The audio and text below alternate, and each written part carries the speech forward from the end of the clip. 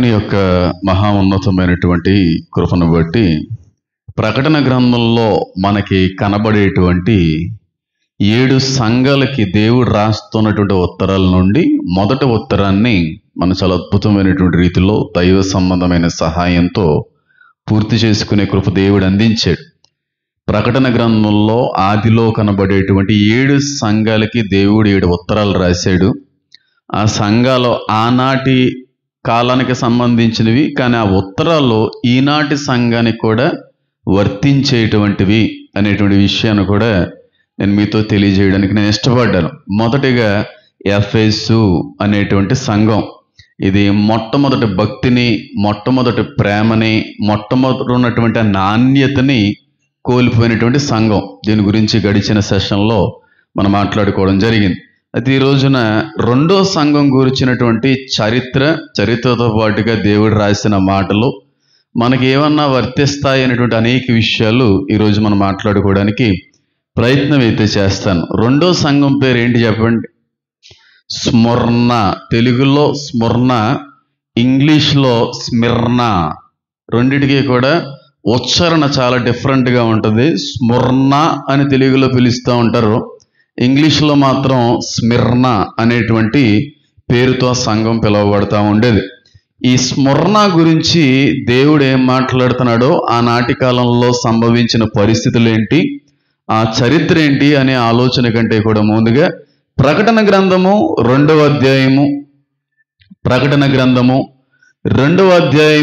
8వ వచనాన్ని కానీ మనం చదివే ప్రయత్నం కానీ చేసినట్టయితే దాని యొక్క ఆరంభం గురించి అక్కడ రాయబడి చూడండి.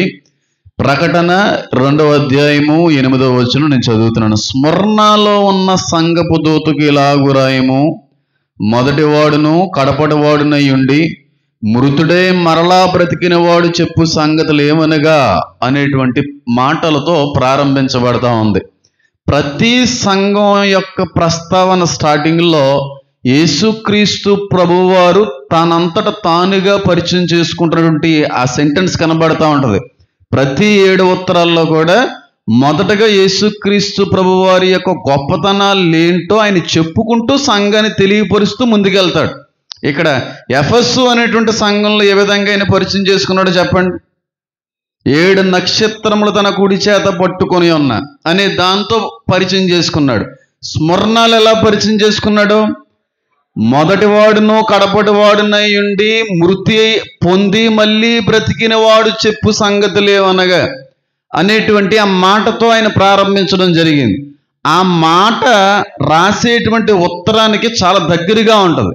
ఆయన ఏది మాట్లాడినా అర్థవంతంగానే ఉంటుంది. సరదా కోసం దేవుడు ఏది కూడా మాట్లాడే వాడు కాదు. కాబట్టి ఆయన మాట్లాడినటువంటి మాటల్లో ఉద్దేశము ఆ సంఘ యొక్క పరిస్థితులు ఇంచుమించుగా చాలా వరకు కూడా దగ్గరగా ఉంటాయి. అందుకే ఆ విధంగా మాట్లాడుతున్నాడు.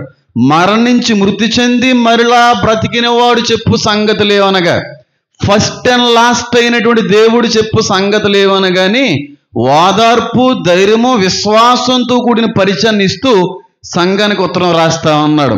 అయితే స్మరణ అనేటువంటి సంఘం ఎఫెసు అనేటువంటి సంఘానికి 85 కిలోమీటర్ల దూరంలో ఉంది.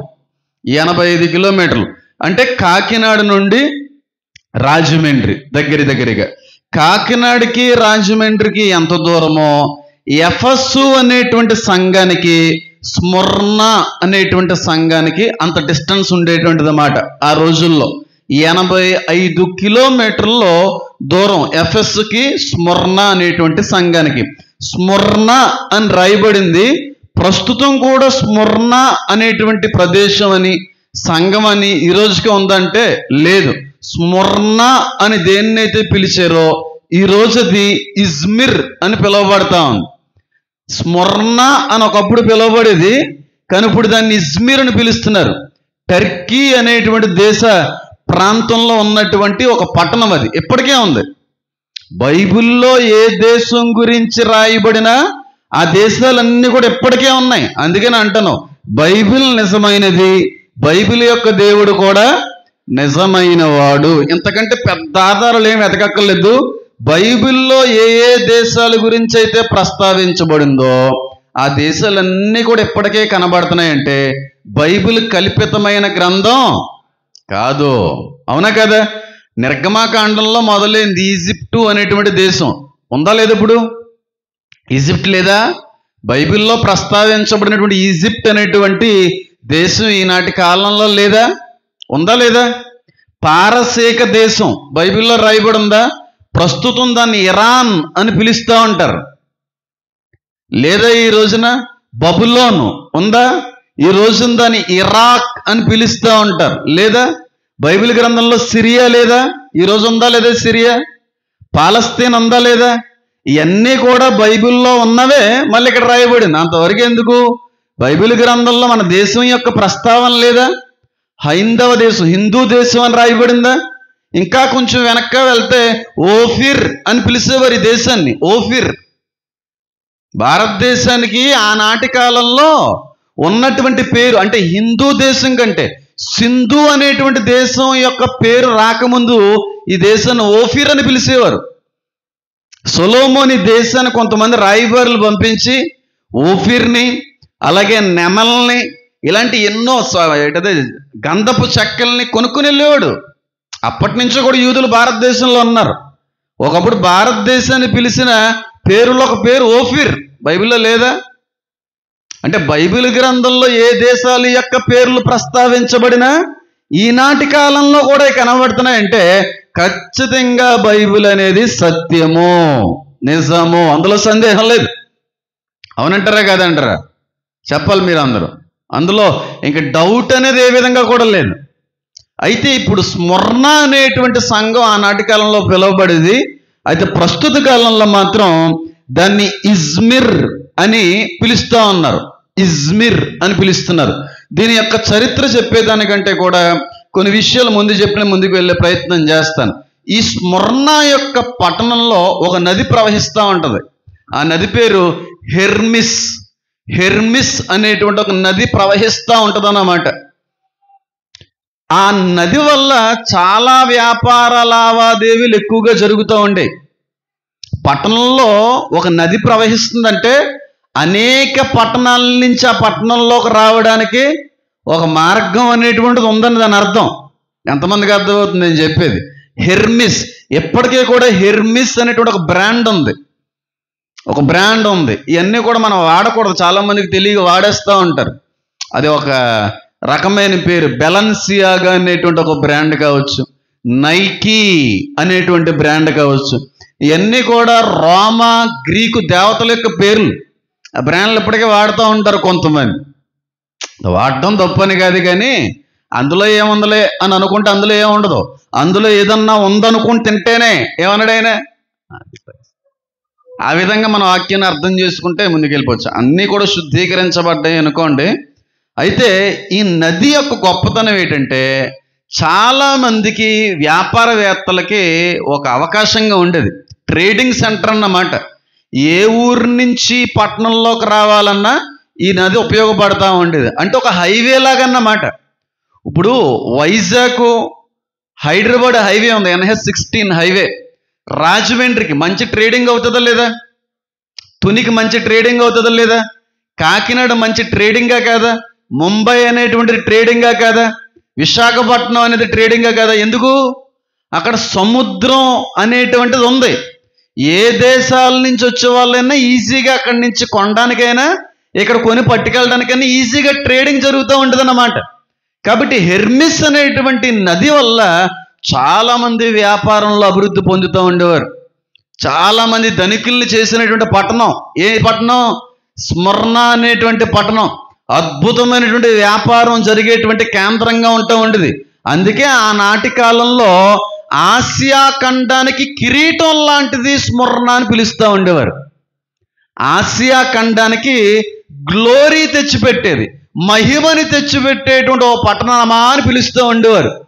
అంత అద్భుతమైనటువంటి వ్యాపారం జరిగేటువంటి ప్రాంతం అదంతా కూడా.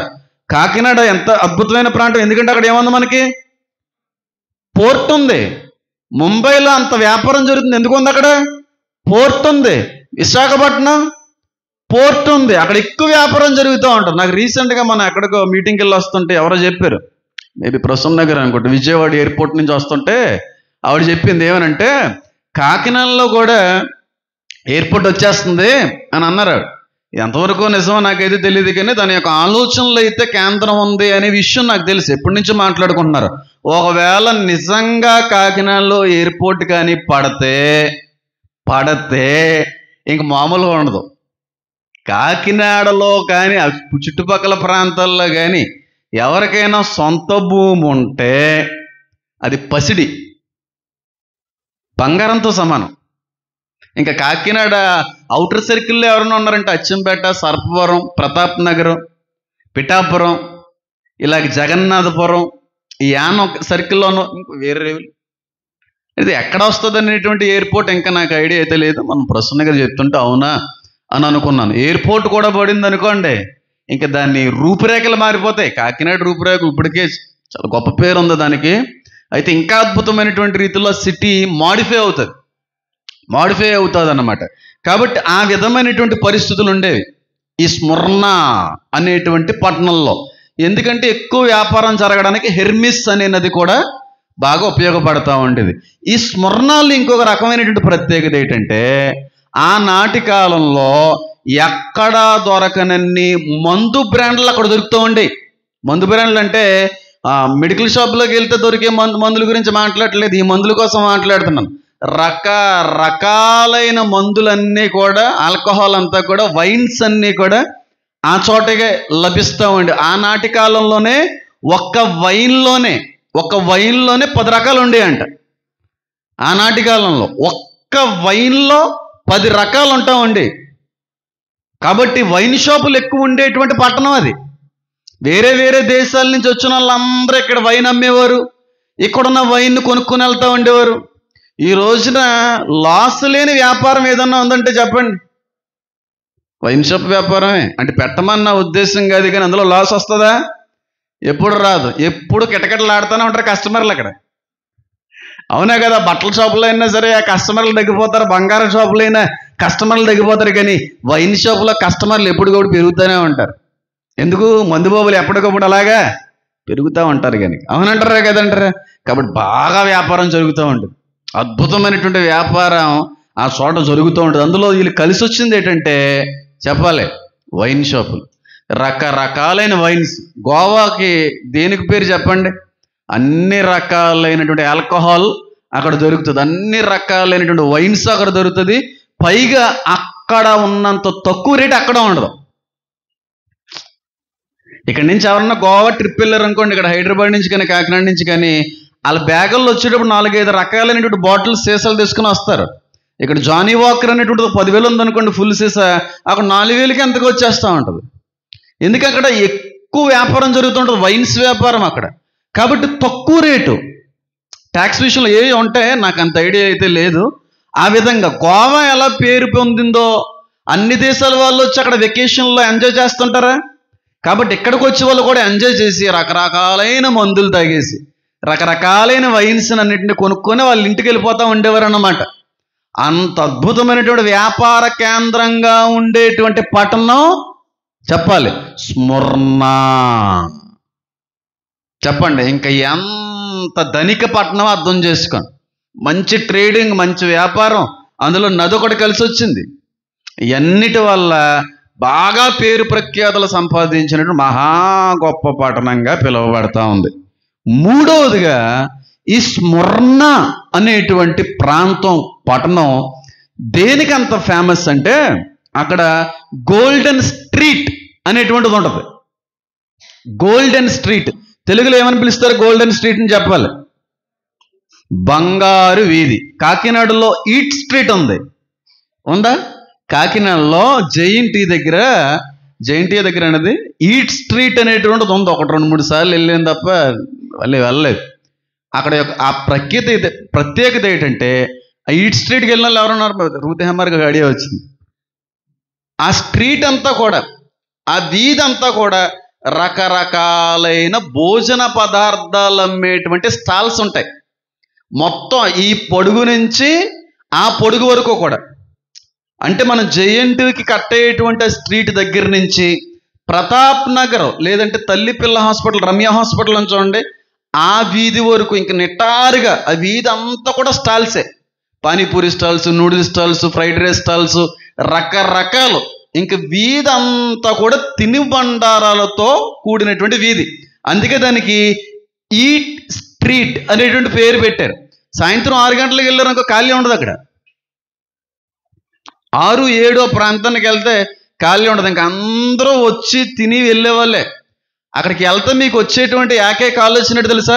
మనుషులు పుట్టిందే తినడానికి ఏమో అన్నట్టుగా ఉంటారు. అక్కడికి వచ్చేవాళ్ళు ఒక రేంజ్లో వేసుకుంటారు, గట్టిగా గట్టిగా తింటారు. అన్ని రకాలైన ఫుడ్ స్టాల్స్ ఉంటాయి, రకరకాలైనటువంటి భోజన పదార్థాలన్నీ కూడా అక్కడ లభిస్తాయి. కనుక ఆ వీధికి ఈట్ స్ట్రీట్ అనేటువంటి పేరు పెట్టారు.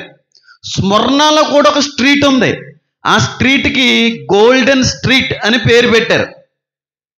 గోల్డెన్ స్ట్రీట్ అంటే బంగారు వీధి. ఆ వీధికి ఎందుకు ఆ పేరు వచ్చిందంటే, ఈ వీధి స్టార్టింగ్ నుంచి ఎండింగ్ వరకు కూడా అటు ఇటు కూడా లెక్కలేనన్ని దేవాలయాలు ఉంటాయి.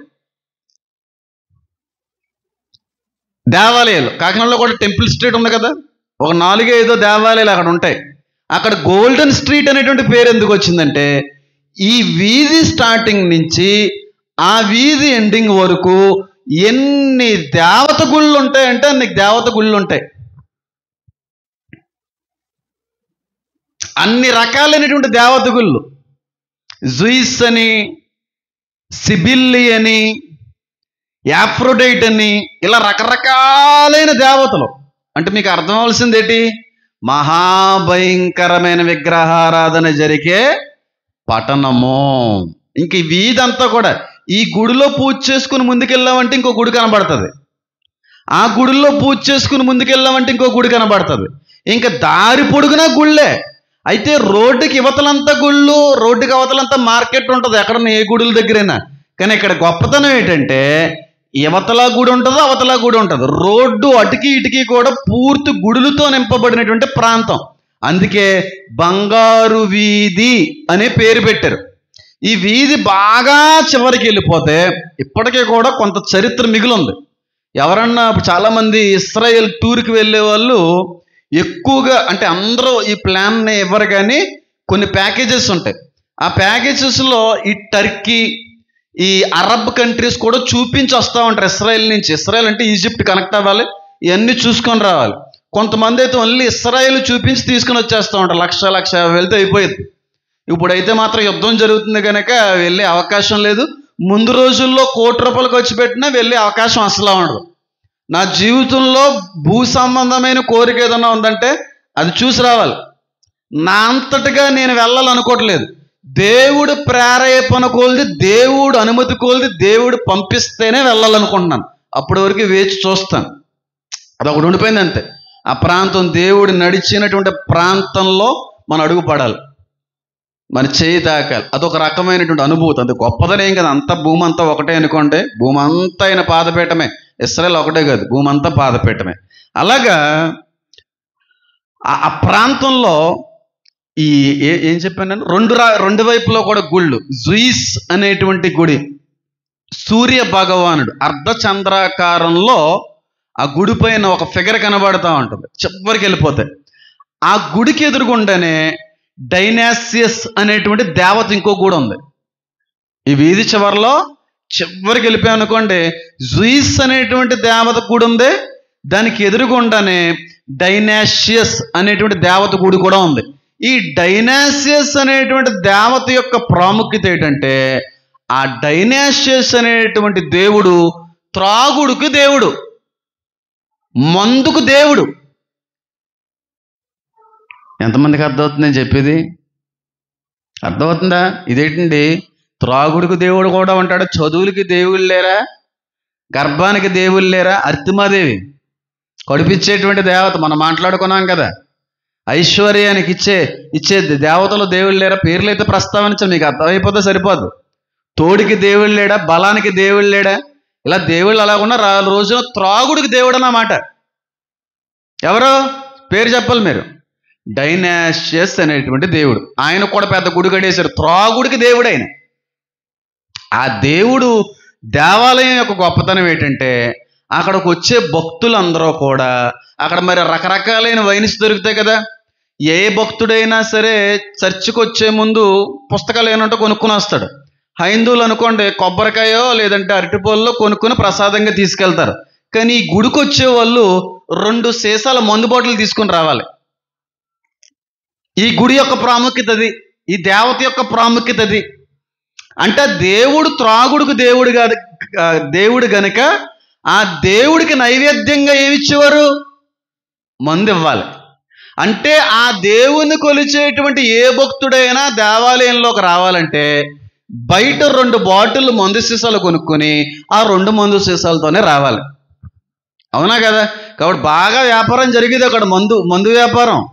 ఇప్పుడు హైందవ దేవాలయం ఉన్నాయనుకోండి, ఆ దేవాలయం ముందు కొబ్బరికాయలు అట్టుపళ్ళు షాప్ పెట్టారు అనుకోండి, ఆడి బిజినెస్ ఎలా ఉంటుంది? ఇప్పుడు చర్చ్ ఉంది, చర్చ్ ఎదురుగుండా దైవ సంబంధమైన పుస్తకాలు అమ్మి షాప్ పెట్టారు అనుకో, ఆ బిజినెస్ ఎలా ఉంటుంది? కాబట్టి ఆ ప్రాంతం అంతా కూడా మందు బాబులకి, మందు అమ్మేటువంటి షాపులకి పేరు కాంచిన పట్టణం కనుక ఆ గుడి ఎదురుగుండానే జ్యూస్ గుడి పక్కన రకరకాలైనటువంటి మందు అమ్మేటువంటి ఒక ఏమంటారు దాన్ని, వైన్ షాప్ ఉండేది. ఆ వైన్ షాప్లోకి ఫస్ట్ వెళ్ళి కొబ్బరికాయలు ఎలా కొంటారో అరటిపళ్ళు ఎలా కొంటారో ఆ విధంగా 2 సీసాలు కొనుక్కొని ఆ 2 సీసాలని కూడా పట్టుకుని దేవాలయంలోకి వెళ్ళాలి. ఆ దేవాలయంలోకి వెళ్ళిన తర్వాత 2 సీసాలని ఆ దేవత ముందు పెట్టేయాలి. ఆశ్చర్యం వేస్తుందా? ఏట్లేవే నిజం, నేను చెప్పేది అబద్ధమేం కాదు, ఉన్న విషయమే. 2 సీసాలు అక్కడ ఉన్న పూజారి గారికి ఇస్తే ఆ పూజారి గారు ఆ విగ్రహం దగ్గర కొంచెంసేపు ఉంచి 1 సీసా ఇస్తారు, 1 సీసా ఆయన ఉంచేసుకుంటారు. పూజారి గారికి బెనిఫిటే కదా, 1 సీసా వచ్చేస్తుంది. తాగుతాడో లేకపోతే అమ్మేసుకుంటాడు, అది అనవసరం. అయితే 1 సీసా దేవుడికి ఇచ్చేసేవాళ్ళు, 1 సీసా మాత్రం ఈ భక్తుడు తెచ్చినటువంటి భక్తుడు శుభ్రంగా తాగేసి ఫుల్గా డ్యాన్స్ చేసేసి పడిపోవాలి. అదే అక్కడ భక్తి. మందు పట్టుకెళ్ళి మందు ఫుల్గా వేసేసి డ్యాన్స్ గట్టిగా వేసేసి తాగేసి కొట్టేసుకుని పడిపోవడం అక్కడ భక్తి. కాబట్టి కిటకిటలు ఆడిపోతూ ఉండదు మందిరం అంతానే. ఇంకా దేవాలయం అంతా కూడా కిటకిటలే మనుషులతో. అలాంటి దేవాలయం ఉంటే అంత బాగుంటుంది. యేసు ప్రభువుని వదిలేసి ఇంకో దేవాలయం అందరూ ఆ దేవుడిని నమ్మేసుకుంటారు. ఇంకా నిరంతరము కూడా ప్రతి క్షణము కూడా ఆ దేవాలయంలో నుంచి పొగ బయటకు వస్తూనే ఉండేదంట. అంత భయంకరమైనటువంటి పరిస్థితులు కనబడతా ఉండే. తాగేయడం ఎందుకు అలా తాగేవారంటే, చచ్చిపోయే వరకు తాగడానికి డబ్బులు లోటు లేకుండా చూసే దేవుడా, నీకో సీసా నాకో సీసా, అది వాళ్ళ విశ్వాసం. ఇప్పుడు సీసా ఒక దేవుడికి ఇచ్చేస్తే ఆ దేవుడికి చచ్చిపోయే వరకు తాగడానికి లోటు లేకుండా చూసుకుంటాడనే విశ్వాసంతో 2 సీసాల్లో 1 సీసా ఆయనకి ఇచ్చేవారు, 1 సీసా పుల్లిగా వేసేసి పోయేవారు. అంతే. కొట్టుకునే వాళ్ళు కొట్టుకోవడం, తిట్టుకునే వాళ్ళు తిట్టుకోవడం, డ్యాన్సులు వేసే వాళ్ళు డ్యాన్సులు వేసుకోవడం, ఈ విధంగా జరుగుతూ ఉండేది. వాళ్ళ నమ్మకం అది. డైనాషియస్ అనేటువంటి దేవుడికి 1 సీసా ఇస్తే చచ్చిపోయే వరకు కూడా మందుకి లోటు ఉండదు, ఆరోగ్యాలతో దీవిస్తాడు దేవుడు. బాగా త్రాగేటువంటి అలవాటు ఎవరికన్నా ఉందనుకోండి, ఆ అలవాటులో కొనసాగుతున్నటువంటి వ్యక్తి యొక్క ఆలోచన ఏదన్నా ఉంటుందో తెలుసా? చేతిలో డబ్బు వద్దు, ఉండడానికి ఇల్లు వద్దు, తినడానికి తిండొద్దు, తాగడానికి 100 రూపాయలు ఉంటే చాలు. ఎవరన్నా అనుకుంటారు, నేను అక్కడి నుంచి వచ్చాను కాబట్టి చెప్తున్నాను. బాగా త్రాగుడికి అలవాటు పడిపోయినటువంటి వ్యక్తి కోరుకునే ఏకైక కోరిక ఏదన్నా ఉందంటే, చచ్చిపోయేంత వరకు మందుకు మాత్రం లోటు ఉండకూడదు అని కోరుకుంటాడు. సాయంత్రం అయ్యేసరికి ఆ 100 రూపాయలు చేతికి వస్తే చాలు అని కోరుకుంటాడు. ఆ నమ్మకంతో ఈ సీసా ఆయనకి ఇచ్చేసాం అనుకో, ఇంక చచ్చిపోయే వరకు మందుకు లోటు రాదరా బాబు అనే నమ్మకంతో, విశ్వాసంతో 2 సీసాలు పట్టుకెళ్ళేవారు అక్కడికి. 1 సీసా దేవుడి గారికి, 1 సీసా భక్తుడి గారికి. మరి ఆ దేవుడు తాగేవాడా లేకపోతే పూజారి గారే పుల్లిగా వేసేసి ఏం చేసేవాడు నాకు తెలియదు, కానీ మొత్తానికి ఆ సంస్కృతి నడుస్తూ ఉండేది. బాగా తాగేసి డ్యాన్సులు వేయడమే, డ్యాన్సులు వేస్తూ ఉండేవారు, మాదక ద్రవ్యాలు తీసుకుంటూ ఉండేవారు. అంత భయంకరమైన పట్టణం అండి. ఇప్పటికీ కూడా అలాంటి సంస్కృతి ప్రపంచంలో ఉందా లేదా? ఎక్కడ ఉంటో చెప్పండి. పబ్బుల్లో, బారుల్లో ఫుల్గా తాగేసి డ్యాన్స్ వేస్తుంటారు చూడండి. ఆ సంస్కృతి అంతా కూడా ఇక్కడి నుంచి వచ్చింది. ఆ సంస్కృతి అంతా కూడా ఈ డైనాషియస్ అనేటువంటి దేవుడి నుంచి వచ్చినాయి. పాశ్చాత్య దేశాల నుంచి తెచ్చిపెట్టుకున్న అలవాట్లు. ఒకప్పుడు ఇండియాలో ఏమీ బార్లే ఉండేవి కాదు, పబ్బులే ఉండేవి కాదు, డిస్కోలే ఉండేవి కాదు. కొంతమంది పాశ్చాత్య దేశానికి సంబంధించిన వాళ్ళు ఇక్కడికి వచ్చి కొంతకాలం ఉండి ఇలాంటి దరిద్రగొట్టు అలవాటులు కూడా మనకు అలవాటు చేసి వెళ్ళిపోయారు. మంచి చేశారు, చెడు చేశారు, రెండు చేశారు. కానీ లోకం చెడు గురించే మాట్లాడదు, మంచి మాట్లాడుకోదు. అది పరిస్థితి. ఇప్పటికీ పబ్బులు ఉన్నాయి, ఇప్పటికీ బార్ అండ్ డిస్కోస్ ఉన్నాయి. ఫుల్గా అమ్మాయిలు వచ్చేయడం, అబ్బాయిలు వచ్చేయడం, ఫుల్గా మందు వేసేయడం, డ్యాన్స్లు వేసేయడం, బట్టలు ఊడిపోయే వరకు నచ్చినట్టుగా ఎంజాయ్ చేసేయడం, ఎవరింటికి వాళ్ళకి వెళ్ళిపోవడం. ఇది పరిస్థితి. ఇప్పటికీ నడుస్తుంది, ఇప్పటికీ నడుస్తుంది. హైదరాబాద్లో అయితే ఫుల్గా డెవలప్ అయిపోయింది ఈ కల్చర్. ఇంకా విశాఖపట్నం, వైజాగ్లో తక్కువ ఉంది. కాకినాడకి టచ్ అయ్యి వెళ్ళిపోయింది నేను ఉండే కాలంలో. తర్వాత అది పోయింది. కానీ ఇప్పటికీ ఆ కల్చర్ మనకు కొనసాగుతూనే ఉంది. హైదరాబాద్లో ఉండేటువంటి వాళ్ళు నేను ఏమీ తప్పు పట్టట్లేదు, కానీ అక్కడ ఏ యవనస్తుడైనా యవనస్తురాలైనా సరే మనం చెడిపోకూడదని వెళ్ళినా ఆటోమేటిక్గా చెడిపోతారు. అది కామన్, అది ఆ కల్చర్ అలాంటిది. అంటే అందరూ ఈ విధంగానే ఉంటారు అని నేను అనట్లేదు, కానీ చాలామంది 100% మంది కల్చర్కి అలవాటు పడిపోతారు.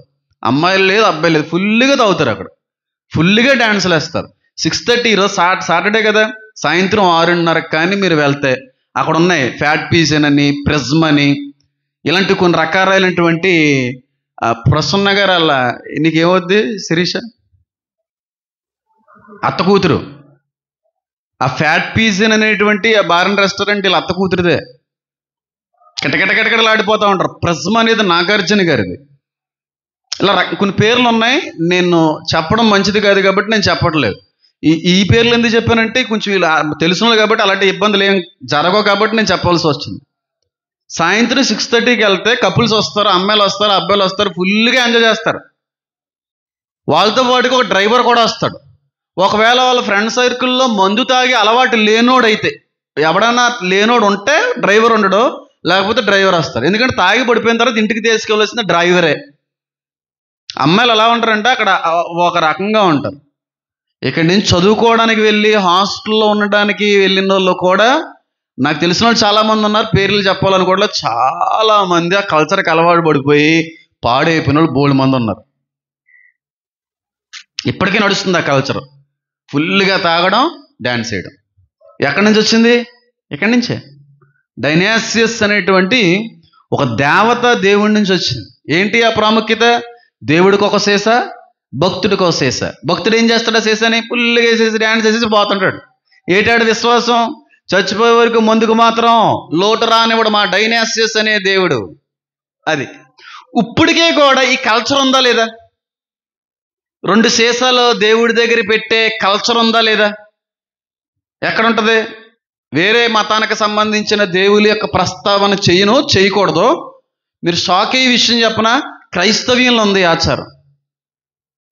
ఈ పద్ధతి క్రైస్తవ్యంలో ఉంది. మీరు నమ్మంటే నమ్మకపోండి. సేమ్ డైనాసియస్ అనేటువంటి దేవుడికి ఎలాగైతే సీసా ఇచ్చి మళ్ళీ సీసా పట్టుకెళ్ళి తాగేసి ఆ దేవుడి దగ్గర దేవత దగ్గరికి వెళ్ళిపోయేవారో, సేమ్ సంస్కృతి పద్ధతులన్నీ కూడా నేటి క్రైస్తవ్యంలో కనబడుతున్నాయంటే మీరు ఆశ్చర్యపడక్కర్లేదంట. అందరూ ఇలాగే ఉంటారు అని నేను అన్నా, కానీ ఇంచుమించి ఆచారం మన క్రైస్తవ్యంలో కూడా కొనసాగుతుంది. ఎక్కడ చెప్పండి? ఎక్కడ చెప్పండి? ఈస్టరో, గుడ్ ఫ్రైడే, లేదంటే మరి ఇతర ఏదన్నా కారణాలు వచ్చినప్పుడు సమాధి చేసేటువంటి పద్ధతి ఒకటి క్రైస్తవ్యంలో ఉంది, 2 ఇస్లాంలో ఉంది, జైనిజంలో కూడా ఉన్నట్టుంది, జైనిజంలో ఉంది, అలాగే హిందూ మతంలో కూడా ఉంది. శివభక్తులు కాల్చరు, మమ్మల్ని కాల్చరు. మా తాతయ్య గారు మనం చనిపోయారు, ఆయన కాల్చలేదు, కప్పెట్టారు. కాబట్టి హిందూ మతంలో కూడా ఈ ఆచారం అనేటువంటిది ఉంది, సమాధులు కట్టడం అనేది. కానీ అన్ని మతాలు అలా చేయవు. కానీ క్రైస్తవులు కానీ ఎవరైనా ఇంట్లో చచ్చిపోతే వారికి సమాధి కడితే ఆ చచ్చిపోయినోడు కానీ తాగే అలవాటు కానీ ఉండుంటే, క్రైస్తవులు చేసే దరిద్రమైన పని ఏంటో తెలుసా? ఆ చచ్చిపోయినాడు అలాగా చచ్చిపోయి సమాధి కట్టేశారు. ఇప్పుడు ఆయన చచ్చిపోయిన సంవత్సరకానికి ఒక క్యాండిల్, ఒక సీసా, ఆయనకి నచ్చిన మందు బాటిల్, ఓ బిర్యానీ బాటిల్, ఓ సిగరెట్ అగిపెట్టి ఆ సమాధి దగ్గర వెలిగించి వచ్చేవాళ్ళు ఉన్నారా లేరా? ఆ చచ్చిపోయినోడు ఏ బ్రాండ్ తాగుతాడో ఆ బ్రాండే మళ్ళీ వెళ్ళిపోయి దయ్యానికి పెడతాదంట. మా అమ్మగారు వెనకాల నుంచి అనుకుంటున్నారా చెప్పొచ్చాను అలాంటివి ఎన్ని చేసావరా అని. ఉన్నమాటే అన్నీ చేసి వచ్చాను. నాకు తెలియదు, అప్పుడు నేను లోకంలో తిరిగేవాడిని కనుక నాకు సరైన అవగాహన వాక్యం మీద లేదు. ఈనాటికి నేను చెప్పేది ఒకటే, నేను జ్ఞానవంతుని కాదు. నేను ఈ రోజుకి వాక్యం నేర్చుకుంటున్నాను. నేను సేవలోకి వచ్చిన తర్వాత వాక్యం నేర్చుకుంటున్నానండి. నేను నిరంతర విద్యార్థిని దేవుని పాదాల చెంత అని ఎప్పుడు చెప్తుంటాను. మనుషుల దగ్గర కానీ, పాస్టర్ల దగ్గర కానీ, ఏ ప్రొఫెసర్ దగ్గర కానీ అస్సలు వాళ్ళ నుంచి నేర్చుకోవాల్సిన పనే లేదు. దేవుడు నేర్పుతాడు. లేరా క్రైస్తవ్యంలో ఆచారం లేదా? క్రైస్తువుల్లో తాగేవాళ్ళు లేరని అంటలేదు. చాలామంది తాగే అలవాటు ఉంది, తాగని అలవాటు కూడా ఉంది. క్రైస్తువుల్లో కూడా ఉన్నారు. తాగకూడదు అనేటువంటి విషయం తెలుసు కూడా తాగే క్రైస్తవులు బోళ్ళు మంది ఉన్నారు. మద్యము కట్లపాము వంటిది అన్నాడు ఆయన. త్రాగకూడి అల్లర్లు పుట్టిస్తుంది అన్నాడు. మత్తులై ఉండకూడి అని పౌలు అన్నాడు. అయినా క్రైస్తవుల్లో కొంతమంది బాప్తీసం పొందుకొని సైతం మంది హెత్త ఉంటారు. పోనీ వేసేస్తా ఉంటాడు కదా, మానలో పోయి ఇలా తాగుతా చచ్చిపోయావు. చచ్చిపోయిన తర్వాత వాళ్ళ ఇంట్లో ఆ వ్యక్తికి సమాధి కట్టేశారు. కట్టేసిన తర్వాత ప్రేమ ఎక్కువైపోయి, పాపం అది బాగా ప్రేమ ఎక్కువైపోయి ఈ ఏమంటారు మందు బాటిల్ పేరు కూడా మర్చిపోయినారు బాబు, ఎన్ని తాగాని కానీ ఏదో మంచి పేరు, ఓ రాయల్ స్టాగ్ అనుకుందాం. మా తాతకి రాయల్ స్టాగ్ అంటే అంత ఇష్టం. సంవత్సరకం కదా, రాయల్ స్టాగ్ తీసుకెళ్ళి సమాధి దగ్గర గ్లాసులో వేసి నీళ్ళు వేసి, సిగరెట్ కానీ కింగ్స్ బాగా కాల్చేవాడు అనుకో తాత, కింగ్ కూడా వెలిగించి అక్కడ పెట్టి, బిర్యానీ మేక మాంసం చికెన్ ఇష్టమైతే అది పట్టుకుని వెళ్ళి సమాధుల దగ్గర పెట్టే క్రైస్తవులు లేరా? క్రైస్తవ సమాధుల దగ్గర అలాంటి దృశ్యాలు కనబడట్లేదా? అలా ఉన్నారో లేదో నాకు తెలియదు, కానీ అలా చేసిన వ్యక్తుల్లో ఒక వ్యక్తిని నేను కూడా ఈ డైనాసియస్ అనేటువంటి దేవత దగ్గర కనబడేటువంటి సంస్కృతి సాంప్రదాయాల్ని కొనసాగించిన వ్యక్తిలో ఒక వ్యక్తిని నేను. మా చిన్న మావయ్య, పెద్ద మావయ్య అంటే నాకు చాలా ఇష్టం. వాళ్ళని నేను మావయ్యలు అని పిలుస్తాను, ఎందుకంటే అలా పిలవడం అనేది నేర్పించారు. కనుక నా పెద్దలు వాళ్ళని ఎప్పుడు మామయ్యలుగా చూడలేదు. వాళ్ళు ఎప్పుడు నాకు అన్నయ్యలు, నేను వాళ్ళకి తమ్ముడిని. వాళ్ళు నాకు అన్నయ్యలుగానే భావించేవాడిని. ఈ రోజుకి కూడా మావయ్యని పిలవడం అనేది అలవాటుల్లో వచ్చినటువంటి పదమే కానీ, ఆ ఉచ్చారణే కానీ, వాస్తవానికి వాళ్ళ అన్నయ్యలా ఫీల్ అయ్యేవాడిని. అలాగే చూసేవారు వాళ్ళు. అంత ప్రేమ. వాళ్ళు తినకుండా కష్టపడి నాకు పెట్టేవాళ్ళు. పెట్టరా, ఇది వండరా, అది వండరా, ఇది చేయరా, అది చేయరా. పందెలకి వెళ్ళేవారు, కోడి పందెలకి. సరైన పందెంకి వెళ్ళారంటే కొట్టేసేవారే. ఎందుకంటే బొడ్డు భాస్కర్ రామారావు గారితో పాటుగా తిరిగే వ్యక్తి పెద్దమావి. అయితే ఆ చనిపోయినటువంటి కోడి, అవతల కోడి డబ్బులకి అడిగేవారంట. 1000కి 1000 ఇస్తాం ఇచ్చేయండి, 2000 ఇస్తాం ఇచ్చేయండి అంటే, లేదండి మా ఇంట్లో ఒకడు ఉన్నాడండి ఆడికి పెట్టాలని చెప్పి తీసుకొస్తారు. ఆ డబ్బులు ఉంటే చాలా ఉపయోగపడతాయి వాళ్ళకి. వాస్తవానికి ఎంజాయ్ చేయొచ్చు, ఓ 2-3 రోజులు హ్యాపీగా తేలవచ్చు, లేదంటే వేరే అవసరతలు ఏమన్నా తీరచ్చు. కానీ అమ్మకుండా 2000 అడిగినా 3000 అడిగినా కోసన అమ్మకుండా నా ఇంట్లో తినేవాడు ఒకడు ఉన్నాడని చెప్పి, ఏదో గ్రద్ద పిల్లలకి పెద్ద పక్షిని పట్టుకుని ఎలాగైతే పాడేస్తుందో పిల్లల దగ్గర, అలా మా అమ్మమ్మ గారి దగ్గర తెచ్చి పాడేసేవారు. గట్టిగా వండేవాడు, బాగా పెట్టు. మీరు నమ్మండి నమ్మకపోండి, పందుం కోడి పుంజు అంతా తినేసేవాడు నేను. ఒరే అది ఏట్రా, అసలు అదేనా లేకపోతే రాయా అనేవారు. మిడతలు తినేసేవాడి. మరి ఆ రకంగా ఉండేది మన బతికంతానే. అలా పెంచారు. పుంజు పుంజు అంతా సాయంత్రం వచ్చేటప్పుడు అమ్మ కూర ఉందా, ఇంకా అక్కడ ఉందా కూర, ఇటు పుంజు అంతా తినేసాడు, అది తినేసాడు అయిపోయింది. ఊరు ఒక్కడ కూడా ఉంచలేదా, ఒక మొక్క కూడా ఉంచలేదా? మరి తినేమన్నా కాబట్టి తినేసాను అనుకుని మనం పెట్టేసేవారు, అలా తింటా పోయేవాడిని. అన్నంలోనే తినేసేవాడిని, అలాగ ఒక అడిగేసి ఇలాగ ఒక అడిగేసి మళ్ళీ కూరగిన్నెలో 2 ముక్కలు తినేసేవాడిని. అలా స్నానం చేసి వచ్చి 2 ముక్కలు వేసేవాడిని. అలా బాత్రూమ్కి వెళ్ళి వచ్చి మళ్ళీ 2 ముక్కలు వేసేవాడిని. అలా బయటికి వెళ్ళి వచ్చి 2 ముక్కలు వేసి ఇలా తినడమే పని. అంత బాగా పెంచారు మా మామయ్యలు. వాళ్ళ రుణం నేను ఎప్పటికీ తీర్చలేను. సొంత పిల్లల కంటే కూడా ఎక్కువగా ప్రేమించినటువంటి వ్యక్తులు నా కుటుంబంలో వాళ్ళిద్దరు. ఇద్దరు కూడా 2 నెలల వ్యవధిలో చనిపోయారు. 2 నెలల వ్యవధిలో. చిన్నమావి చనిపోయిన 2 monthsకి పెద్దమావి చనిపోయాడు. చిన్నమావి చనిపోయినప్పుడు తాతయ్య గారు లండన్లోనే ఇజ్రాయెల్లోనే ఉన్నారు. కనీసం చిన్నమావి సొంత కొడుకుని ఆఖరి చూపు కూడా చూసుకోలేనటువంటి శ్రమ అనుభవించాడు పారాసామ్యులు. కొడుకు చచ్చిపోయాడు అనేటువంటి విషయం చెప్తే ఎక్కడైనా గుండెపోటు వచ్చి చచ్చిపోతారు అని చచ్చిపోయినా సరే చెప్పకుండా కార్యక్రమాన్ని జరిగించేశారు జాన్ రత్నంగిరి అందరూ కలిపి. చచ్చిపోయిన తర్వాత కొన్ని రోజులకు వచ్చిన తర్వాత కూడా తాతయ్య గారు చెప్పలేదు. ఎంత శ్రమ చూడండి, పగాడికి కూడా రాకూడదు అలాంటి సమస్య. చాలా రోజులు గడిపే చేసి ఏడమ్మా చిన్నోడు కనబట్టలేదు అంటే ఊరెళ్ళాడండి, అక్కడ ఉన్నాడండి, ఇక్కడ ఉన్నాడు అని చెప్పి 10-15 రోజులు టైం తీసుకుని ఒకసారి అయ్యగారు మీతో మాట్లాడాలండి అని చెప్పి ఆయన కూర్చోబెట్టి నెమ్మదిగా చెప్పే ప్రయత్నం చేసిన ఆయన బర్స్ట్ అయిపోయాడు. గోల పెట్టేశాడు. 80 సంవత్సరాల వయసు ఉన్నటువంటి వృద్ధాప్యంలో ఉన్న వృద్ధుడు. ఈనాటి సమస్యలు, ఈనాటి శోధనలో, శ్రమలో ఈనాటి సేవకులు పోల్చుకుంటే అసలు శ్రమలే కాదు, అన్ని శ్రమలు అనుభవించారు ఒకనాటి సేవకులు. మనం అందరం వాళ్ళు వేసిన రోడ్లో హ్యాపీగా వెళ్తున్నాం అంతే, చెమట లేకుండా ఏసీ కారుల్లో. రోడ్డు వేసింది వాళ్ళు.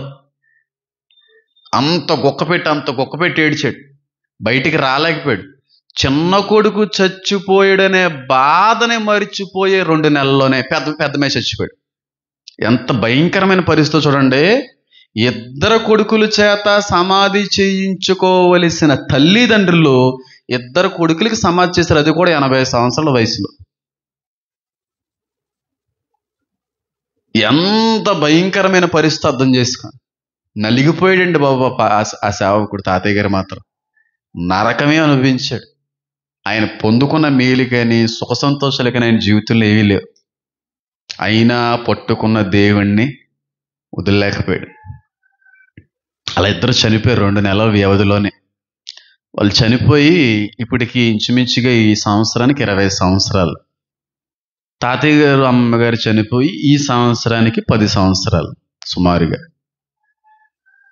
2 మావీలు అంటే నాకు ఎంత ఇష్టం అంటే మీరు సినిమాల్లోనే చూసి ఉండారేమో, ఇలాంటి దృశ్యాలు నిజ జీవితంలో ఇలాంటివి జరగవు. నేను కూడా త్రాగే అలవాట్లు ఉండే వ్యక్తినే గనక రోజుల్లో అర్ధరాత్రులు వాళ్ళు గుర్తొస్తే వాళ్ళ సమాధుల మీదకి వెళ్ళిపోయి పడుకునేవాడిని. పెద్దమావయ్య చిన్నమావయ్య అని చెప్పి ఏడుస్తా సమాధుల మీద పడుకునేవాడిని. అంటే ఎంత ఇష్టం అర్థం చేసుకోండి. వీడు ఎక్కడికి వెళ్ళిపోయాడు అని చెప్పి ఫ్రెండ్స్ ఎత్తుక్కుంటా ఎక్కడికి వచ్చారంటే సమాధికే వచ్చారు. ఎక్కడ ఉంటాడా అంటే ఆ సమాధుల దగ్గర కూర్చొని ఏడుతుంటాడు. అంత పిచ్చి నాకు మావేలంటే. వాళ్ళ మధ్యన పెరిగానే ఏటో అదో తెలియదు, కానీ ఫ్యామిలీ అంటే చాలా చాలా చాలా మంచి బాండింగ్ అండి నాకు ఫ్యామిలీతో. కుటుంబాన్ని ఎక్కువగా ప్రేమించడం అనేటువంటి అలవాటులో పెరిగిన వ్యక్తిని. కానీ ఈ రోజున ఒక్కడనే ఉంటాను, ఎందుకంటే ఆ దేవుడికి ఇష్టం లేదు. అది ఆ కుటుంబం అని ప్రేమని చాలా చంపేసుకున్నాను. సేవలో చంపుకోవాలి. మోషే చంపుకున్నాడు, పేతురు చంపుకున్నాడు, చాలా మంది చంపుకున్నారు. చివరికి ఏసై సైతం ఒకానొక సమయానికి ఎవరు తల్లి, ఎవరు తండ్రి, ఎవరు అన్నదమ్ములు మాకు అంటాడే. ఆ స్టేజ్కి వెళ్ళాలి. అది సేవ. వెళ్ళిపోయి అక్కడ సమాధి మీదకి వెళ్ళి పడుకునేవాడిని, ఏడుస్తూ ఉండేవాడిని. కొన్నిసార్లు అక్కడ ఉండిపోయేవాడిని. ఒక్కోసారి కాటికాపరు వచ్చి, బాబు ఎందుకు బాబు అలాగా బాధపడిపోతావు, ఎందుకు అలా రోజు వచ్చేస్తున్నావు, నేను కొంచెంసేపు ఉంటాను, మళ్ళీ మా ఇంటికి వెళ్ళిపోతాను, పడుకుని పోతాను, గేట్ వేసేస్తాను, ఈ ఏరియా మంచిది కాదు, సమాధులు మంచివి కాదు బాబు, ఈ కుక్కలు వచ్చేస్తుంటాయి, నక్కలు వచ్చేస్తుంటాయి. ఎందుకంటే పక్కన ఏరియా అంతా కూడా గొడ్డు మాంసం అమ్మేటువంటి ఏరియా కాబట్టి దుమ్ములు స్కిన్ అంతా అక్కడ వాసన వచ్చేదో ఏంటో. నక్కలు కూడా వచ్చేసి ఎదురుగుండా పొలాలు ఉంటాయి కదా పిఠాపురం వెళ్ళే రూట్లో. ఆ కారణాన్ని బట్టి ఆయన కొంచెం ఆందోళన చెంది కూడా కాటికాపరి. వద్దు బాబు వెళ్ళిపో అన్నా సరే వెళ్ళేవాడిని కాదు. అలా కొన్నిసార్లు వెళ్ళాలంటే బయట నుంచి కొంతమంది పెద్దలను తీసుకుని వచ్చి, ఇగోండి అబ్బాయి అండి, అయ్య బాబు మీరు ఎలా ఉన్నారు ఇటు బాబు పారస్వామి గారు మనోడ, వెళ్ళిపోండి సార్ అని పంపితే కొన్నిసార్లు మా అమ్మతో ఫోన్ చేయిస్తే ఫ్రెండ్స్ చెప్పండి అంటే వచ్చేవాడిని. లేదంటే అక్కడే పడుకునేవాడిని, అక్కడే ఆ సమాధుల్ని ఇలా కౌగులించుకుని ఏడిసేవాడిని. ఆ సమాధులు రీసెంట్గా మొన్న ప్రవీణ్ పగడాల గారు చనిపోయిన ఆ టైంలో వెళ్ళి చూసి వచ్చాను, అన్ని ఇరిగిపోయి ఉన్నాయి. ఆ సమాధుల మీద ఇలా పడుకునేవాడిని కదా, బోర్లా పడుకునేవాడిని. ఆ సమాధుల మీద బోర్లా పడుకొని ఏడ్చే అనుభవం. ఎందుకంటే వాళ్ళని హత్తుకొని ఏడుస్తున్నానని ఫీలింగ్ ఉండేది, అందుకలా ఏడ్చేవాడు. అంత ఇష్టం నాకు వాళ్ళిద్దరంటే, అంత పిచ్చి. ఎక్కడికైనా వెళ్ళినా సరే వాళ్ళు గుర్తొస్తే వెనక్కి వెళ్ళిపోయేవాడిని. తాతయ్య గారి సమాధులని మావేలి సమాధులు వేరు. తాతయ్య గారు అంటే కూడా అంతే పిచ్చి. తాతయ్య గారు చనిపోయినప్పుడు కూడా, అప్పుడైతే తాతయ్య గారి దగ్గర సమాధే చేయలేదు, ఇప్పటికీ మట్టి కుట్టలా ఉంటుంది. ఆ మట్టి కుట్ట మీద పడిపోయేవాడిని వెళ్ళి. నన్ను లాగడానికి చచ్చిపోయేవారు మా ఫ్రెండ్స్. ఆ కుమార్తె చచ్చిపోయిన తర్వాత 1-2 సార్లు చాలా ఏడ్చిన తర్వాత అనుభవం నుంచి బయటకు వచ్చేసాను. నాకు అంత ఇష్టం వాళ్ళిద్దరం. ఏం చేసామనంటే, ఇద్దరు మామయ్యలకు కూడా త్రాగే అలవాటు ఉండేది కనుక ఏం దాపరకాలు ఏమి లేవు. కొంతమంది పాస్టర్లకు ఏం దాసి రకమేం కాదు, ఉన్న విషయాన్ని మాట్లాడతాం. పాస్టర్ గారు మనవడు ఎలా త్రాగేవాడు, కొడుకులు అలాగే తాగేవారు. వాళ్ళిద్దరూ సేవ చేయాలని ఈయన ఇష్టపడేవారు. సాతాను కొరకు సేవ చేసి చచ్చిపోయారు. దేవుడు ఉంచలేదు. బాబు ఇలాగైతే మీ నాన్నకి నాకు కూడా చెడ్డ పేరు వచ్చే రకంగా ఉందని అనుకున్నాడా, లేకపోతే ఆయన చిత్తం ఏమై ఉన్నదో నాకైతే తెలియదు. మొత్తానికి చిన్నమావయ్య మళ్ళీ అలా చాలా పద్ధతైన మనిషే. పెద్ద మావయ్య కొంచెం అలవాటు అయిపోయింది. ఎందుకంటే చిన్న వయసులోనే తాతయ్య గారితో గురించి భయపడి పారిపోయాడు ఇంట్లోంచి. కొట్టేస్తున్నాడో తండ్రి, ఎంత క్రమశిక్షణలో నేను పెరగలేనని చెప్పి పారిపోయాడు. ఆ కారణాలు బట్టి ఒక స్లమ్కి వెళ్ళిపోవడం, అక్కడ పరిచయాలు అవ్వడం, ఆ విధంగా అలవాటు చేసేసుకున్నాడు ఆ వ్యక్తి. అలా త్రాగే అలవాటు ఉండేది. చిన్నమావి చాలా రేరుగా బాగా డిసప్పాయింట్ అయితే కానీ తాగేవాడు కాదు. అలాగా నేను ఈస్టర్కి, అదే గుడ్ ఫ్రైడే టైంకి వాళ్ళు ఏ బ్రాండ్ అయితే తాగేవారో ఆ బ్రాండ్ సీసాలు కొనుక్కొని, ఏ సమాల దగ్గర అయితే పడుకునేవాడు అక్కడ ఏ సిగరెట్ అయితే కాల్చేవారో ఆ సిగరెట్లు కొనుక్కొని ప్యాకెట్ అంతా కొనేసి, ప్లేట్లు, గ్లాసులు, బిర్యానీ కూడా ఏది ఇష్టం అక్కడికి వెళ్ళిపోయి, నాతో పాటుగా 2-3 ఫ్రెండ్స్ని తీసుకుని వెళ్ళిపోయి బిర్యానీ ప్లేట్లో పెట్టేసి, గ్లాసులో మందేసేసి, నీళ్ళు కలిపేసి, అలాగే ఇష్టమైన సిగరెట్ వెలిగించేసి ఇలాగ ఆ మట్లు గుచ్చేసి వెళ్ళిపోయేవాడు. మా ఫ్రెండ్స్ ఏం చెప్పేవారంటే, నిజంగా తాగుతారు బావా, అల్లో ఆత్మలు వచ్చి తాగితే అని చెప్పి అంటే నిజమే అనుకునేవాడిని. ఒక 2-3 గంటల తర్వాత వస్తే నిజంగానే అక్కడ బిర్యానీ అయిపోయేది, మందు అయిపోయేది, సిగరెట్ ఆరిపోయేది. నాకు ఎందుకో డౌట్ వచ్చింది ఒకసారి, నిజంగా కాల్చేస్తున్నాడు రా మా పెద్దమ్మాయి సిగరెట్ అని చెప్పి వెలిగితే మా ఓడనడా అలాగ అనుకుంటున్నాను, నువ్వు వెలిగించి నీ ఎదురుకుండా అయిపోద్ది చూడండి. సిగరెట్ వెలిగించి ఇలా పెడితే నా కళ్ళ ముందు 2 నిమిషాలు సర్రన అయిపోయింది. సిగరెట్ ఇలా వెలిగించి పెడితే సర్ర అవదు, ఎలాగంటే ఏదన్నా సర్రనే అయిపోద్ది. కొవ్వొత్తైనా నాకు తెలియక, అయ్యో తాగేస్తున్నారా బాబు, వీళ్ళు పీల్చేస్తున్నారా బాబు, ఒరే మీరు బతుకున్నాను చెప్పి మిమ్మల్ని చూడలేకపోయినా, చచ్చిపోయిన తర్వాత అయినా మీరు ఆశ తీరుతున్నారని చెప్పి ఇంకా సంబరం ఎక్కువైపోయి మంచి మంచి మందు బాటిల్, మంచి మంచి బిర్యానీలు తెచ్చి ఇంకా సమాధానం ఇవ్వండి. అలా పెడతానే అలవాట్లు అలాగే వెళ్ళిపోతూ ఉండేవాడు. మా అమ్మగారు గుర్తుందో లేదో, ఎందుకు గుర్తులేదో బాబు అన్నట్టు చూస్తుంది ఆవిడ. అలాగా పెట్టుకుని వెళ్తున్నప్పుడు నాకే కొంచెం పెద్ద అయ్యాను. 23 సంవత్సరాలు 24 సంవత్సరాలు వచ్చినాయేమో, 21 సంవత్సరం. నాకే డౌట్ వచ్చింది, వీళ్ళు నిజంగా తాగుతున్నారంటావా లేదంటావా అని చెప్పి పెట్టి 10 నిమిషాల్లో వచ్చాను. ఈ పెట్టి బయటికి వెళ్ళి వచ్చేలాగా ఆ కాటికాపరి వచ్చి హేతరాడు దాన్ని. ఆ కాటికాపరిగాడు అక్కడి నుంచి చూస్తున్నాడు గేట్ దగ్గర నుంచి. నేను రావడం అంటే వాడికి ఎంత ఆనందం అప్పుడు అర్థమైంది. బాబు బాబు బాబు అని ఎందుకని వాడు ఆ గేట్ దగ్గర నుంచి చూసి, ఎప్పుడైతే నేను ఆ మందు బాటిల్ బిర్యానీ తేవడం అనేది చూస్తున్నాడో, నన్ను ఎలా పానిచ్చి ఆడలాగ వచ్చేసి శుభ్రంగా మందేసి బిర్యానీ తినేసి పోతున్నాడు ఆయన. ఎంతకాలం పెద్దమయ్య చిన్నమయ్య తాగేస్తున్నాడు తినేస్తాడు అనుకున్నాను నేను. ఎంత ఈడి తింటున్నాడా అనుకున్నాను. మిగిలిపోయినా ఏమంటే కుక్కలు తినేసి, కొంతమంది కుర్రలు వచ్చి తింటాం ఇవన్నీ చూశాను. అప్పటి నుంచి అమ్మ బాబాయ్ ఒకడిని అనవసరంగా మందు ఇచ్చి పోషిస్తున్నాడు బాబు తాగుపోతున్నాడు అనుకుని అప్పటి నుంచి మానేశాను. వాళ్ళు ఏం తాగరు, అదొక అపోహ, అదొక మూఢనమ్మకం. వాళ్ళు ఎందుకు తాగుతారు? నరకానికి వెళ్ళేవాడు నరకాలకు వెళ్తాడు, దేవుని దగ్గరికి వెళ్ళేవాడు దేవుని దగ్గరికి వెళ్తాడు. ఒకసారి మృతి చెందిన వెంటనే తీర్పు పొందుతారని ఉంది. తీర్పు అయిపోయిన వెంటనే ఎక్కడికి వెళ్ళవలసిన అక్కడ పోతారు. అంటే నరకానికి డైరెక్ట్గా వెళ్ళరు, పాతాళానికి వెళ్తారు. పరదేశి లేదని నమ్ముతాను కనుక చనిపోయిన వాళ్ళు డైరెక్ట్గా దేవుని దగ్గరికి వెళ్తారని విశ్వాసం ఉన్నారు. అలాంటి క్రైస్తవులు లేరు ఇప్పటికి. మన పూర్వీకుల్లో మన కుటుంబీకుల్లో ఎవరైనా సరే ఈ మందు సిగరెట్ అలాంటి అలవాట్లు ఏమన్నా ఉంటే వాళ్ళ మీద ప్రేమ ఎక్కువైపోయి ఇలాంటి అకేషన్స్ ఏమన్నా వచ్చినప్పుడు ఆ మందు సిగరెట్ వెలిగించి వచ్చేటువంటి క్రైస్తవులు లేరా? ఒకవేళ అదే ఆచారంలో కానీ కొనసాగుతున్న వ్యక్తి అయితే నువ్వు పూర్తిగా అన్య సంబంధమైన ఆచార వ్యవహారాల్లో కొనసాగుతున్న ఒక అబద్ధ క్రైస్తవుడివి అని అర్థం. డైనాసియస్ అనేటువంటి దేవత దగ్గర ఏ సంస్కృతి సాంప్రదాయాలు జరిగేవో అవే జరిగిస్తున్నావు. దేవత దగ్గరికి వెళ్ళి మందెట్టేవారు, నువ్వు సమాధి దగ్గరికి వెళ్ళి పెడుతున్నావు. మృతుల్ని ఎతకమన్నాడు దేవుడు. చచ్చినోళ్ళే, ఆత్మీయంగా చచ్చినోళ్ళే సమాధుల దగ్గర ఎతుకుతారు. సమాధుల దగ్గర ఉండరు మన పూర్వీకులు. అదేడు బాబు అలా మాట్లాడుతున్నావు, కానీ ఈస్టర్కైనా గుడ్ ఫ్రైడేకైనా సమాధి దగ్గరికి వెళ్ళొచ్చా వెళ్ళకూడదా? వెళ్ళండి, శుభ్రం చేసుకోండి ఆ సమాధుల్ని. వీలైతే ఏదైనా పూలదండ వేయాలని అనిపిస్తే వెయ్యండి, వచ్చేయండి. అంతేకాని సమాధుల్ని పూజించడం, సమాధులకి నమస్కరించడం, సమాధుల దగ్గర మోకాళ్ళు వేయడం ఇది మంచిది కాదు. శుభ్రం చేసి పూలేనా పెట్టుకోవాలనుకుంటే పూలే పెట్టుకొని, అక్కడ ఎవరన్నా పేదవాళ్ళు ఉంటే వాళ్ళ పేరట ఏమన్నా వస్త్రాలు ఇచ్చుకొని రావడం తప్పేం లేదు. కానీ ఆ సమాధి దగ్గర పుల్లుగా పువ్వులు కొవ్వొత్తులతో పాటుగా బిర్యానీ, మందు, సిగరెట్లు ఇవన్నీ వేసేసుకుంటున్నారు. అది క్రైస్తవ్యంలో కనబడింది, నేను చూశాను కూడా. అది మంచిది కాదు.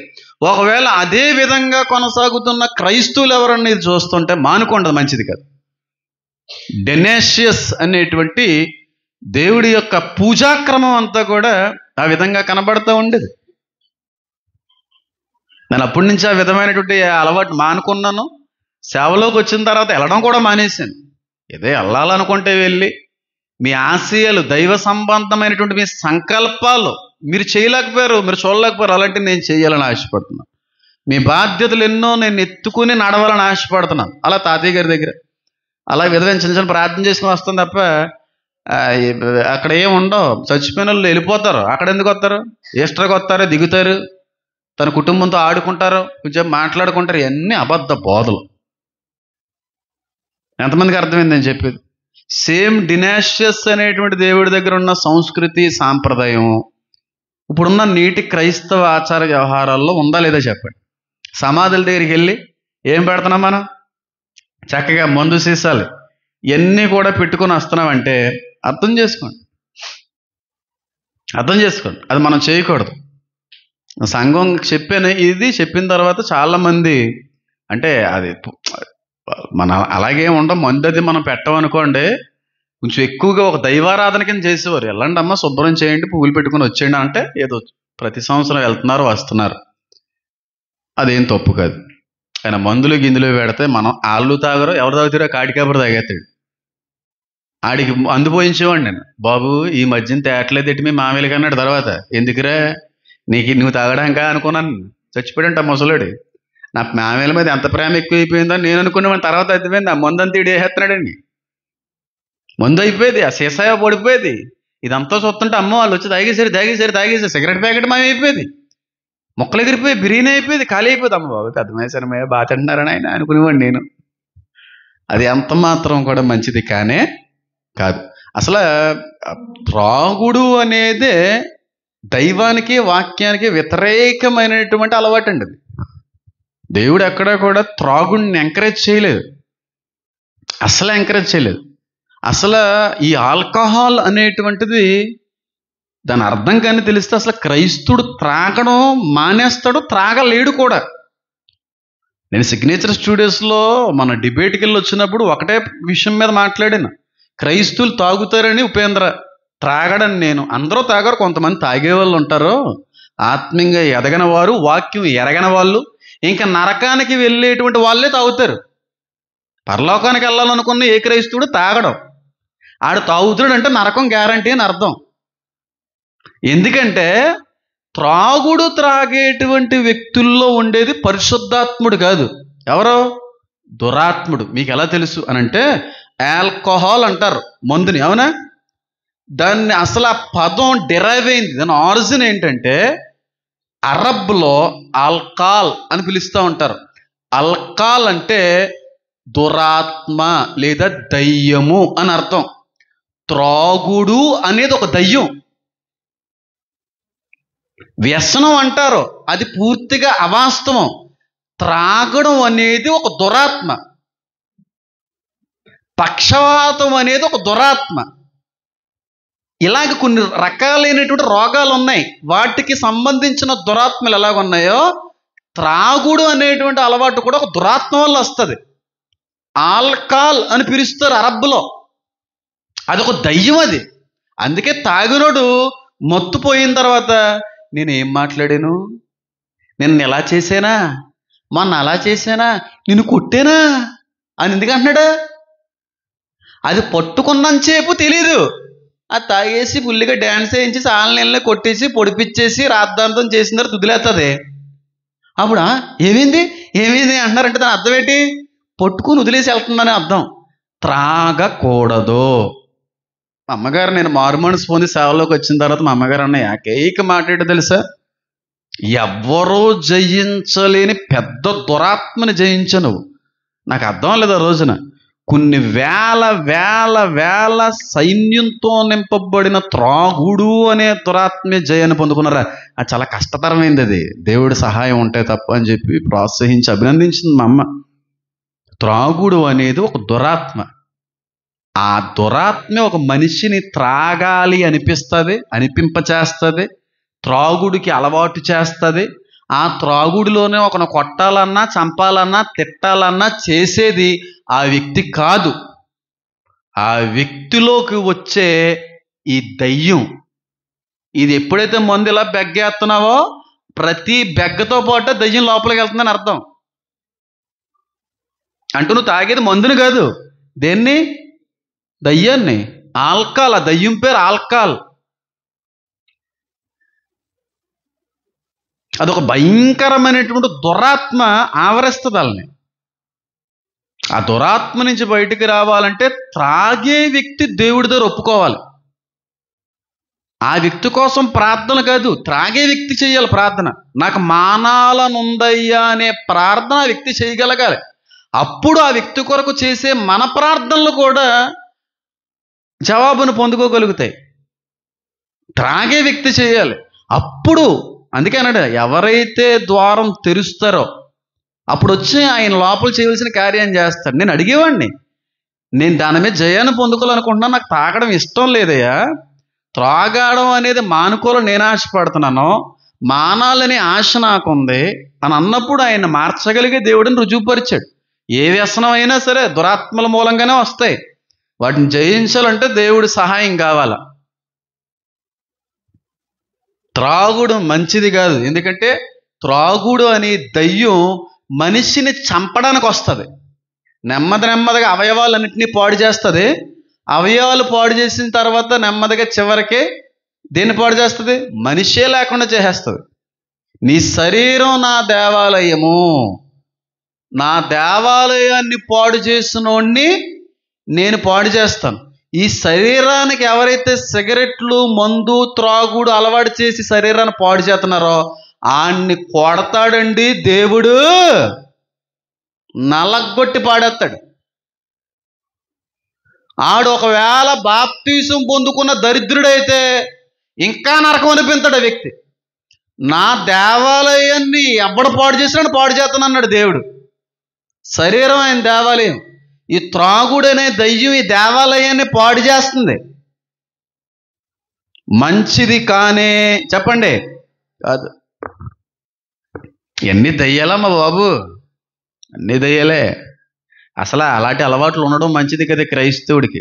ఉన్నాడంటే చచ్చిపోవడానికి, అన్నిటికీ మించి నరకానికి వెళ్ళిపోవడానికి దగ్గరలో ఉన్నాడని అర్థం.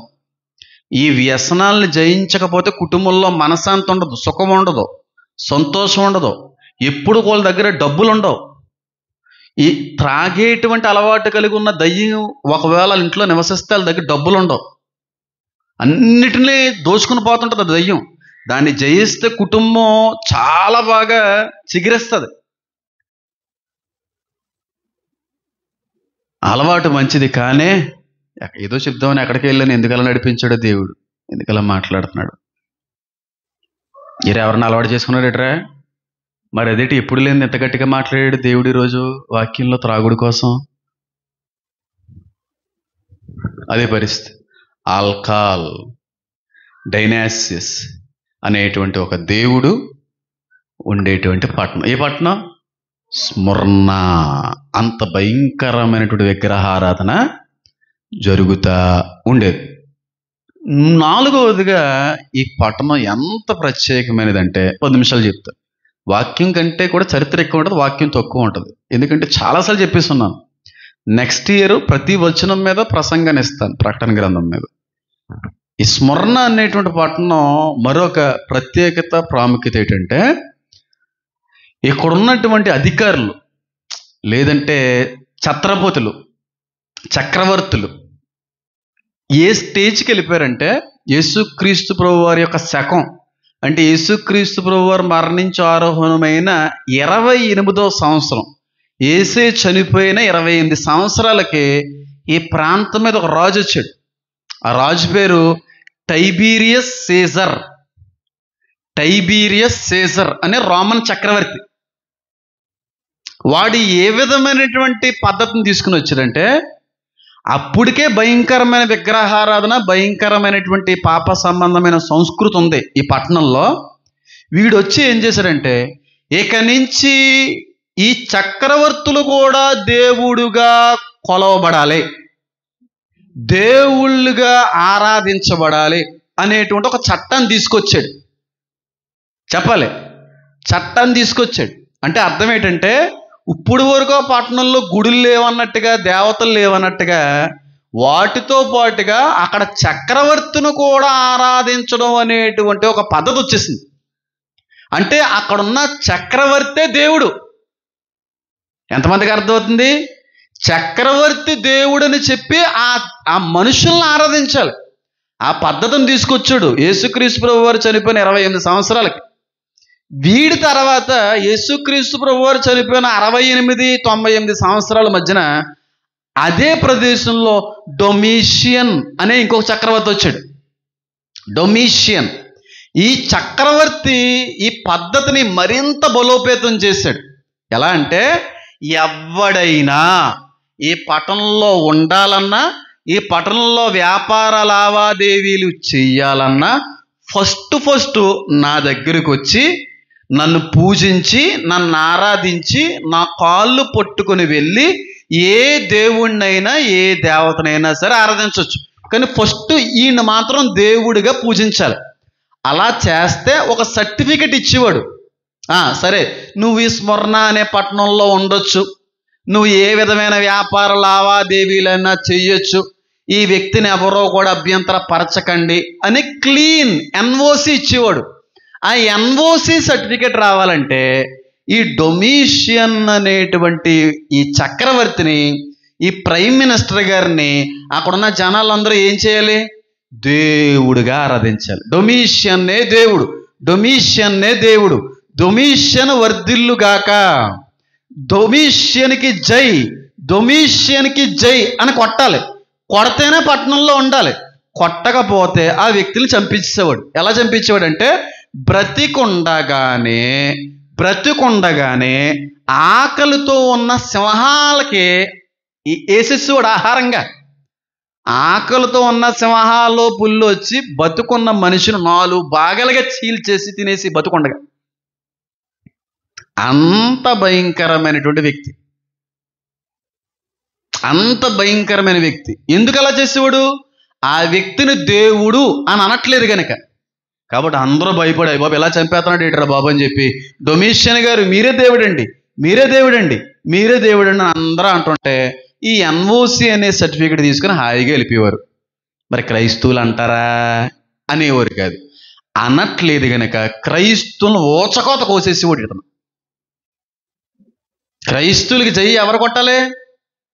యేసయ్యకే కొట్టాలి, దేవునికే మహిమనాలి. అంతేకాని వేరే దేవునికి జై కొడుతున్నాడంటే వాడు క్రైస్తవుడు కాదు. మనుషులను సంపాదించుకుందామని ఇంకో ఏ కారణంతో అయినా ఏ ఇతర దేవుణ్ణి, దేవతని జై కొట్టకూడదు. జై కొట్టలేదు కాబట్టే ఆనాటి కాల క్రైస్తువుని చంపేసేవాడు డొమిషియన్. ఎంతమందికి అర్థమవుతుంది నేను చెప్పేటువంటి మాట? అలా జై కొట్టను అన్నందుకు ఒక వ్యక్తిని ఎలా చంపేశారో తెలుసా? ఆ వ్యక్తి పేరు పాలికార్ప్. ఆ సేవకుడి పేరు, పాస్టర్ గారి పేరు. ఈ పాలికార్ప్ అనే పాస్టర్ గారు ఎఫెస్ సంఘంలో పాస్టర్గా పనిచేసిన ఆయన. ఇక్కడ పనిచేసి మళ్ళీ స్మరణ అనేటువంటి ప్రదేశానికి వెళ్ళి సేవ చేసినట్టున్నాడు. ఏంటి, నేను ఏసైకే చేయి కొడతానండి, దేవుడికే చేయి కొడతానండి, మీరు నాలాంటి నరమాత్రుడండి, ఒక సాధారణమైనటువంటి మనిషి అండి, మీకు చేయి కొట్టడం ఏంటండి, నేను కొట్టనండి అంటే ఆ పాలీకార్ప్ అనేటువంటి పాస్టర్ గారిని ఎలా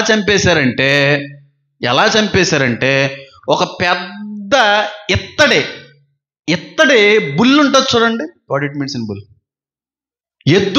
ఇత్తడి ఎద్దుని తయారు చేసి ఆ ఎద్దులో ఆ వ్యక్తిని పెట్టి కింద ఫుల్ మంట పెట్టేవారు. ఆ ఎత్తడిలో ఆయన నలిగిపోయి మరిగిపోయి కాలిపోయి ఉక్కిరి బిక్కైపోయి జావైపోయాడంట. మనిషి జావైపోయాడు. అహ్మదాబాద్లో మన రీసెంట్ ఫ్లైట్ యాక్సిడెంట్ ఏం చూడండి, చాలా శవాలు దొరికాయి, కొన్ని శవాలు దొరకలేదంటే దాని అర్థం ఏంటి తెలుసా, జావైపోయినాయి. నేను చూసిన విజువల్స్ కొన్ని ఎవరో పంపిస్తే అవి బయటికి వచ్చాయి కదా, మనుషులు కాల్చేసిన కోడిల్లాగా అయిపోయారు, ముద్దలైపోయారు. ఎందుకంటే 1 లీటర్ పెట్రోల్తో మనిషిని కాల్చేయచ్చు, 1 లీటర్ పెట్రోల్తో మనిషిని పూర్తిగా కాల్చేయచ్చు. అలాంటిది 75,000 లీటర్ల పెట్రోల్ కాలింది అక్కడ ఒకేసారి. ఆ ఫ్లైట్లో ఉన్న ఇంధనం అంతా కూడా ఒక్కసారే మండింది. 1000 డిగ్రీలు సెంటిగ్రేడ్ అంటే అక్కడ ఉన్న ఉష్ణోగ్రత. ఇప్పుడు ఎండ ఉష్ణోగ్రత 47 డిగ్రీలు, 1000 అక్కడ 47 అక్కడ. ఆ వేడికి మనుషులు బొగ్గైపోయారు. చూడండి, మరణం ఏ విధంగా వస్తుందో ఎవరికీ తెలియదు. ఇంతలో ఉండి అంతలో మాయమైపోయేటువంటి నీటి ఆవిరి వంటిదిరా నీ జీవితం అంటాడు దేవుడు. రేపు ఏమి సంభవించునో అది నీకు తెలియదు, ఈనాటి శ్రమ ఈనాటికి చాలంటాడు ఆయన. రేపటను గూర్చి ఆలోచించండి, ఈనాటి గురించి ఆలోచించండి చాలంటాడు ఆయన. అనుకున్నారంటారండి పాప అక్కడున్న ప్యాసింజర్లు, నాకు తెలిసి ఈ రోజుకి 270 మంది అంతమంది ఈ రోజుకి చనిపోయినటువంటి లెక్కలు. అందులో మన వాళ్ళు 150+ ఇండియన్స్ ఉన్నారు, కెనాడియన్స్ ఉన్నారు, లండన్కి వెళ్ళే వాళ్ళు ఉన్నారు, ఇలా చాలామంది ఉన్నారు పాపం. వాళ్ళందరికీ తెలుసా, ఒక విజువల్ చూసాను నేను, చాలా బాధేసింది. నిన్న ఎక్కువగా చాలా ఎమోషనల్ అయిపోయాను నేను. ఇంకా తట్టుకోలేకపోయినా ఆ బాధ, ఎందుకంటే తట్టుకోలేక ఇక్కడే పడుకునిపోయాను నేను. ఆ దుఃఖంతో, ఆ బాధతో అయ్యో బాబు అనిపించింది. ఆ విజువల్స్ అన్నీ 2 గంటలు ఇంచుమించు చూశాను. దాన్నే చూస్తూ ఉంటే మనిషిని అసలు ఏదో రకంగా అయిపోయింది నాకు. అంత ఇబ్బంది పడ్డాను. ఫ్లైటు మొదలైన 3 నిమిషాలకే పడిపోయింది. ఫ్లైట్ ఇలా ఎగరడం మొదలుపెట్టిన 3వ నిమిషానికి పడిపోయింది. అంటే నవ్వినంత చేపు లేదండి. ఎవరైతే ఫ్లైట్లో ఎక్కిన ప్యాసింజర్స్ వీడియోస్ తీసుకొని వెంటనే ఫార్వర్డ్ చేసి లేదా ఇంకో చేశారో అలా చేసే లోపు చచ్చిపోయారు. కానీ పైలట్స్ని మెచ్చుకోవాలి తెలుసా, ఎంత ప్రయత్నించారని తెలుసా, చివరి వరకు కూడా ఏదో రకంగా లిఫ్ట్ చేయాలనే ప్రయత్నం చేశారు. అస్సలు లెగలేకపోయింది. అయితే ఎంత గొప్ప పైలట్ అంటే, వాళ్ళు అనుకుంటే జస్ట్ ఓపెన్ చేస్తే పారాషూట్స్తో పడిపోయే అవకాశం ఉంటుంది. వాళ్ళు లాస్ట్ సెకండ్ వరకు కూడా ఈ ప్యాసింజర్స్ని కాపాడాలి అనే ప్రయత్నంలోనే చచ్చిపోయారు. పక్కనే అపార్ట్మెంట్లు ఉన్నాయంటే అందులో 1000-2000 మంది మనుషులు. ఆ అపార్ట్మెంట్ మీద పడితే ఎక్కడ అందరి ప్రాణాలకి హాని జరుగుతుందని వేరే చిన్న అపార్ట్మెంట్లో కనబడింది, దాని మీద పెట్టేశారు. ఎందుకంటే అక్కడ పాపం అందరూ కూడా మెడికల్ స్టూడెంట్సే. భోజనం చేస్తున్నటువంటి భోజనం గొంతులో ఉండగానే మాడిపోయారండి. నెమళ్ళు మాడిపోయినాయి, పావురాళ్ళు మాడిపోయినాయి, కుక్కలు జావైపోయినాయి. ఎందుకంటే ఫ్లైట్లో ఉపయోగించే పెట్రోల్ మన పెట్రోల్ కాదు, వైట్ పెట్రోల్ ఉంటుందండి. చాలా కాస్ట్లీ పెట్రోల్. అది చాలా ఫాస్ట్గా ఫ్లేమ్ అందుకుంటుంది. అది హైలీ ఫ్లేమబుల్. అది చాలా ఎక్కువ ఉష్ణోగ్రత. నేను అడుగుతున్నాను, అక్కడ మెడికల్ స్టూడెంట్స్ ఏ తప్పు చేశారు చెప్పలేం. ఎవరిని ఎప్పుడు మృంగుదమా తిరుగుతూనే ఉంటాడు. అలా అక్కడ తింటున్నారు చపాతీ, పక్కన పప్పు, దోసకాయ ఆ ప్లేట్లో ఉన్నాయండి. ఆ ప్లేట్లో సగం చపాతీలాగా ఉండిపోయింది.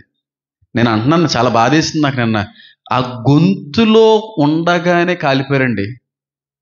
ఎంత బాధ అర్థం చేసుకోండి, ఎంత భయంకరమైన పరిస్థితి. ఆ చపాతీ ఎలాగ ఉంది, పప్పు అంతా గట్టిగా అయిపోయింది. హాస్టల్లో భోంచేస్తున్నారు, మెస్లో. నేను కూడా మెడికల్ మెస్లో భోంచేసాను 2-3 సార్లు. చాలా బాగుంటుంది అక్కడ, మంచి ఫుడ్ పెడతారు. ఆ బల్లలన్నీ కూడా స్టీల్ బల్లలు ఉంటాయి. మంచి ఫుడ్, మంచి క్వాలిటీ ఫుడ్.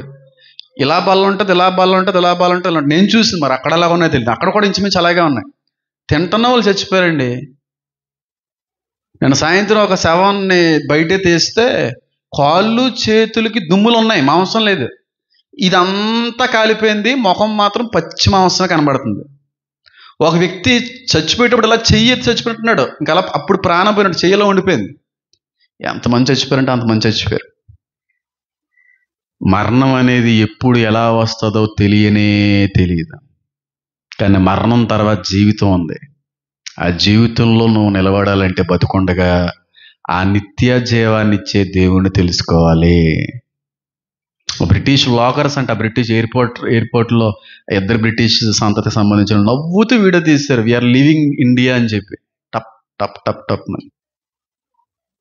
అందులో ఒక పైలట్ గారేమో వాళ్ళ భార్య గారికి పరిచయం చేయడానికి రిజైన్ కూడా చేసేస్తానని డిసైడ్ అయ్యాడంట. ఒక పెద్ద ఆయనేమో వాళ్ళ నాన్నగారినో అమ్మగారినో చూసుకోవడానికి పూర్తిగా ఇంకా నేను ఉద్యోగం నుంచి విరమించుకుంటున్నాను అనేటువంటి విషయాన్ని కూడా చెప్పాడంట.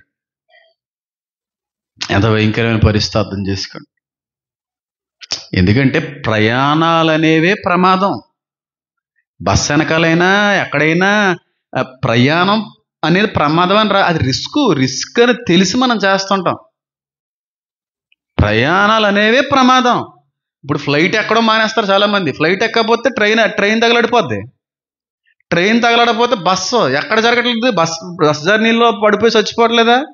ట్రైన్లు కాలిపోయి చచ్చిపోవట్లేదా? ప్రమాదం అనేది అన్ని చోట్ల పొంచి ఉంటుంది. దాన్ని ఎవడో తప్పించలేడు, రక్షణ మాత్రమే తప్పిస్తుంది ఆ మనిషిని చచ్చిపోయిన తర్వాత నరకం నుంచి. ఎంత దుఃఖం అంటే అంత దుఃఖం, అంత భయంకరమైన పరిస్థితి. అయితే కొన్ని అనుమానాలు కూడా వ్యక్తపరుస్తున్నా, దీని వెనకాల ఏదో హస్తం ఉంది అనేటువంటి నివేదిక కూడా ఇచ్చారు. మార్నింగే చూశానండి, ఏమేమి ఉన్నదో తెలియదు, ఏం జరిగిందో తెలియదు. ఎయిర్ ఇండియా అప్పటికే కొన్ని రూమర్స్ నడిచినాయి, క్వాలిటీ లేదు జర్నీలో, ఎక్విప్మెంట్ బాగోలేదు అనేటువంటిది కూడా ఉంది. అసలు బోయింగ్ విమానాలు ఎప్పుడు ఇలాగే జరుగుతూ ఉంటాయి. బోయింగ్స్ ఎక్కడ, ఎయిర్ బస్సులు ఎక్కాలి, డొమెస్టిక్ ఫ్లైట్లు పర్లే, కానీ హెవీ సైజులు, మామూలు సాధారణమైనటువంటి ఫ్లైట్లకి విభిన్నంగా తయారు చేయబడిన సైజులు ఇవి బోయింగ్స్. లుఫ్తాన్సా ఇలాంటి కొన్ని ఉన్నాయి బోయింగ్స్లో, ఫ్లై ఎమిరేట్స్, అలాగా.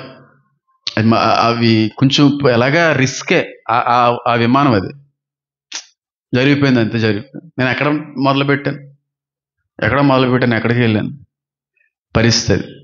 అటు ఈ రోజున ఇలా బతుకున్నామంటే, ఒక రోజును చూసి పడుకుని ఆ తర్వాత రోజున మళ్ళీ చూడగలుగుతున్నామంటే దేవుడి యొక్క కృప అండి. ఇంకో రోజులో మనం అడుగు పెట్టామంటేనే దేవుని యొక్క కృప. అందుకే అంటాడు, నా కృప చాలు, నా కృప చాలు, నా కృప చాలు. అదే పరిస్థితి. అయితే ఈ డొమిషియన్ అనేటువంటి వ్యక్తి ఈ పాలికార్ప్ని అలా చంపేశాడు. ఎందుకు? డొమిషియన్ జై, డొమిషియన్కి జై, డొమిషియన్కి జై కొట్టలేనందుకు. ఇప్పుడు వినబడుతున్నాయి అలాంటి నినాదాలు భారతదేశంలో. పల్నా దేవుడికి జై, చర్చిల్లోకి వచ్చి పల్నా జై, ఏ దేవుడు మీరు పెట్టుకోండి ఆ బ్లాంక్లో, జై సంథింగ్ అని చెప్పి చర్చిల్లోకి వచ్చి కూడా చాలామంది ఇతర మతస్థులు జై కొడుతున్నారా వాళ్ళ దేవుళ్ళని. సేమ్ అదే పరిస్థితి మళ్ళీ రాదు అని అనుకుంటున్నారా మీరు? మళ్ళీ వస్తుంది భారతదేశంలో, మరి తప్పక వస్తుంది. వాళ్ళ దేవుల్ని జై కొట్టకపోతే చంపేసేటువంటి రోజులు రాబోతున్నాయి.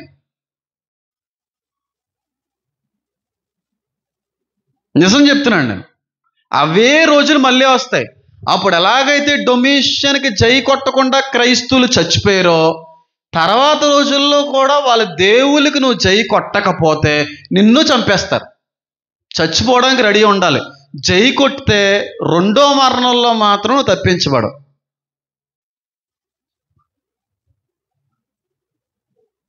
అర్థమైందా నేను చెప్పేది? రీసెంట్గా ఒకటి అమలైంది చట్టం అని కూడా చెప్పాను. ఏంటది? ఏం చట్టం? మార్చుకోవాలి, క్రిస్టియన్గా మనం మార్చుకునేటువంటి అవకాశం ఉన్నప్పుడే మార్చుకోండి అని చెప్పి. ఏం చట్టం అది? ఇంగ్లీష్లో, తెలుగు ఐడియా వచ్చింది. ఇంగ్లీష్లో ఏంటిది? Anti conversion bill. ఆ సర్టిఫికేట్ ఉన్న వాళ్ళే చర్చికి వెళ్ళాలి. డొమిషియన్ దగ్గర ఏం జరిగేది? డొమిషియన్ గారు సర్టిఫికేట్ ఇస్తేనే వ్యాపారం చేసుకోవాలి, ఆ ఊర్లో ఉండాలి, లేదంటే వెళ్ళిపోవాలి, లేదా చంపేస్తారు నేను. ఆ సర్టిఫికేట్ రావాలంటే నువ్వు ఏ దేవుణ్ణి ఆరాధించాలి? ఆ కాలంలో ఉన్నటువంటి దేవుళ్ళని ఆరాధించాలి. అదే పరిస్థితులు మళ్ళీ వస్తున్నాయి. రాకపోతే నేను అసలు సేవకునే కాదు. ఆ దేవుళ్ళని మీరు ఒప్పుకున్నా ఒప్పుకోకపోయినా చంపుతారు, ఒప్పుకుంటేనే బతుకుతారు. అయ్యి బాబా, ఈ దేవుడు సరైన దేవుడు కాదండి, యేసు నిజమైన దేవుడు కాదండి బాబు, దొంగ దేవుడు అండి బాబు, ఈ దేవుడే గొప్ప దేవుడు అని చెప్పి ఎప్పుడైతే జై కొడతావో నీకు సర్టిఫికేట్ ఇస్తారు. ఆ సర్టిఫికేట్ ఉంటేనే ఈ దేశంలో బతకగలమేమో అనే రోజులు వస్తున్నాయేమో అని అనిపిస్తుంది నాకు. ఈ పాలికార్ప్ అనేటువంటి పాస్టర్ గారిని తగలబెడుతున్నప్పుడు ఆ తగలబడుతున్నటువంటి ఆ కింద పొయ్యిలో పుల్లలెట్టింది ఎవరో తెలుసా? ఎవరో? యూదులే. యూదులు రోమా చక్రవర్తులకి ప్రోత్సాహాన్ని అందించారు, సపోర్ట్ చేశారు. క్రిస్టియన్స్ని చంపించడంలో యూదుల పాత్ర చాలా ఉంది. సేమ్ అదే అపవిత్రమైన కలయిక మళ్ళీ ఈ దేశంలో కనబడుతుంది. ఈరోజు శత్రులుగానే కనబడుతున్నారు. వాళ్ళు ఆ ఇద్దరు శత్రులు మిత్రులు అవుతారు. క్రైస్తవ్యం మీదకి దండెత్తి రాబోతున్నారు వాళ్ళిద్దరు మళ్ళీ. ఇప్పుడు వాళ్ళిద్దరు శత్రువులు, ఒకరంటే ఒకరు పడదాం. ఎన్నో దశాబ్దాల నుంచి అదే జరుగుతుంది. కానీ వాళ్ళిద్దరూ కలుస్తారు. యూదులు రోమ అధికారులు కలిస్తేనే క్రీస్తుని సిలువెక్కించగలిగారు. గుర్తుపెట్టుకోండి. వారి కేకలే గెలిచెను. ఎవరి కేకలు? యూదులు. యూదులే యూదుని ఎక్కించాడు సిలువ మీదకి. క్రైస్తువులే క్రైస్తువుని అప్పచెప్తారు చట్టానికి. ప్రభుత్వాలకు అలాంటి రోజులు రాబోతున్నాయి. ఈ మాట రాసి పెట్టుకోండి మీరు. క్రైస్తువులే క్రైస్తువులను అప్పచెప్పే రోజులు. రెండు రకాలైన మతాలు కలుస్తే క్రైస్తువుని హింసించడానికి. ఇప్పుడు ఈ రెండు మతాలు శత్రులుగా ఉన్నాయి ప్రస్తుతం. మతాలు చెప్పని పేర్లు మీకు అర్థమైతే చాలు. ఇద్దరు బద్ధ శత్రులుగా ఉన్నారు, ఇద్దరు ఒకటవుతారు క్రైస్తువుల మీద దాడి చేయడానికి. యూదులకి రోమలకి పడేది కాదు, కానీ ఒకటయ్యారు క్రీస్తులను అనగదొక్కడానికి, క్రీస్తుని చంపడానికి. అదే రెండు మతాలు ఒకటవుతాయి. క్రీస్తు క్రైస్తవ్యం లేకుండా ఈనాటి వాళ్ళని రూపం కనపడకుండా తీసిపడేయడానికి. ఎంతమందికి అర్థమవుతుంది నేను చెప్పేది? అది జరగకపోతే నన్ను అడగండి. నేను అందుకే అంటున్నాను, ఇప్పుడున్న యూదులందరూ నెక్కచ్చైన యూదులేం కాదు, అందరూ కంటామినేటెడ్ యూదులే. ఆనాటి యూదులు అందరూ కేకలు గెలిచినంటే అందరూ ఒరిజినల్ యూదులని ఏమీ కాదు. అందులో మిళితమైనటువంటి యూదులు కూడా ఉన్నారు. వాళ్ళు వెనకాల పెద్ద రాజుగారు చేసిన తప్పు తర్వాత అనుభవించారు. ఇంకా అదంతా దేవుడి చిత్తం అనుకోండి, చెప్పాలనుకోవట్లేదు. అది సరైన లేఖనం లేకుండా మాట్లాడకూడదు కాబట్టి మాట్లాడట్లేదు. సేమ్ అదే వస్తుంది. భారతదేశంలో క్రైస్తవులకి మరింత హింస వస్తుంది. శత్రులుగా పిలువబడుతున్నట్టు ఇద్దరు ఒకటవుతారు. మనల్ని రూపు మాపు లేకుండా చేయాలన్నది వాళ్ళ ఆలోచన. వస్తున్నారు ముందు రోజుల్లో. అప్పుడు నువ్వేం చేయాలి తెలుసా? చచ్చిపోవడానికి సిద్ధపడాలి. అంతేకాని ఆ దేవుడే గొప్పోడని చెప్పి వేయించుకున్నావా? ఏ ముద్ర? బలవంతం చేయించున్నాడు అని అన్నాడు చూసారా అబద్ధ ప్రవక్త. ఈ ముద్రలు వేయించుకోవాలని బలవంతం చేస్తూ వేయించుకోలేని వాళ్ళు ఏం చేశాడు? చంపించాడు. అంటే ఆ ముద్ర ఒక దేవుడు, ఆ దేవుడే దేవుడు అన్నం అనకపోతే చంపే రోజులు రాబోతున్నాయి. చాలా దగ్గరలో ఉన్నాం మనం, చాలా దగ్గరలో. నన్ను చెప్పమంటే నేను బ్రతుకుండగానే జరగాలి, నా జనరేషన్లో జరగాలి. రాగలిగే 20 సంవత్సరాలు చాలా ఎక్కువ టైం అంటాను నేను. ఈ లోపు అంతా జరిగిపోతాయి. ఇప్పుడు కులగణన వస్తేనే అమ్మో మా ఇంట్లో ఒప్పుకోవట్లేదండి, మా అమ్మాయి ఒప్పుకోవట్లేదండి, మా కోళ్ళు ఒప్పుకోవట్లేదండి, రేషన్ కార్డు తీసేస్తారంటండి, అది తీసేస్తారంటన్నా సన్నాసులే ఇక్కడున్నారులే. ఆ సన్నాసులు రేపు రోజున అసలు నేను బతకనివ్వరంటే మీరు మారకుండా ఉంటారా? నేను మన సంఘస్థులను అన్నాను, బయట వాళ్ళని అనడానికి నేను సరిపోను. నిజం చెప్తున్నాను. మీరు మారరు, ప్రాణం మీదకి వస్తే మీరు మాట మార్చరు, క్రీస్తుని వదిలిపెట్టరు. అందరూ అలా ఉండకపోవచ్చు, కానీ చాలామంది మారిపోతారు. ఫిల్టర్ చేస్తాడు, శుభ్రంగా చెదిరేస్తాడు. ఆ చెదిరే క్రమంలోనే ఎవడు నిజమైన క్రైస్తవుడు, ఎవడు దొంగ క్రైస్తవుడు అనేది బయటపడే అవకాశం ముందు రోజుల్లో వస్తుంది. అప్పుడు నువ్వేంటి అర్థమైపోద్ది లోకానికి. అప్పటి వరకు అందరం క్రైస్తవులమే. ఒక రోజు రాబోతుంది అప్పుడు నిజమైన క్రైస్తవుడువా, అసలైన క్రైస్తవుడువా, దొంగ క్రైస్తవుడు అని చెప్పి ఆ చెదిరే టైంలో బయటకు వస్తుంది. అన్నీ తీసి పాడేస్తారు. రాసి పెట్టుకోండి ఈ మాటని, రాసి పెట్టుకోండి ఈ మాటని. రిజర్వేషన్లు పోతాయని కొంతమంది, క్రైస్తుడై ఉండి క్రైస్తుడు అనే పేరు సర్టిఫికెట్లు పెట్టుకోవడానికి బాధ, అయిపోతాయని బాధ. ఇవన్నీ ముందు ముందు రోజుల్లో వస్తాయి. అదంతా కూడా క్రైస్తవ్యానికి మంచిదే, ఫిల్టరేషన్ జరుగుతుంది అప్పుడు. అలాంటి రోజుల్లో నలిగిపోయిన సంఘమే చెప్పండి స్ముర్ణ అనేటువంటి సంఘం. ఆ సంఘానికి దేవుడు ఉత్తరం రాస్తూ మాట్లాడిన 2 మాటలు జ్ఞాపకం చేసుకుందాం, ముగించేసుకుందాం. 10 నిమిషాల కంటే ఎక్కువ వద్దు. ప్రకటన గ్రంథము 2వ అధ్యాయం చదువుకున్నాం. స్మరణలో ఉన్న సంఘపు దూతకి ఎలాగూ రాయేమో, మొదటవాడును కడపడవాడునై ఉండి మృతుడే మరలా బ్రతికిన వాడు చెప్పు సంగతులు ఏవనగా. ఎంత భయంకరమైనటువంటి కఠినమైనటువంటి స్థితిలో తిరుగుతుంది సంఘం.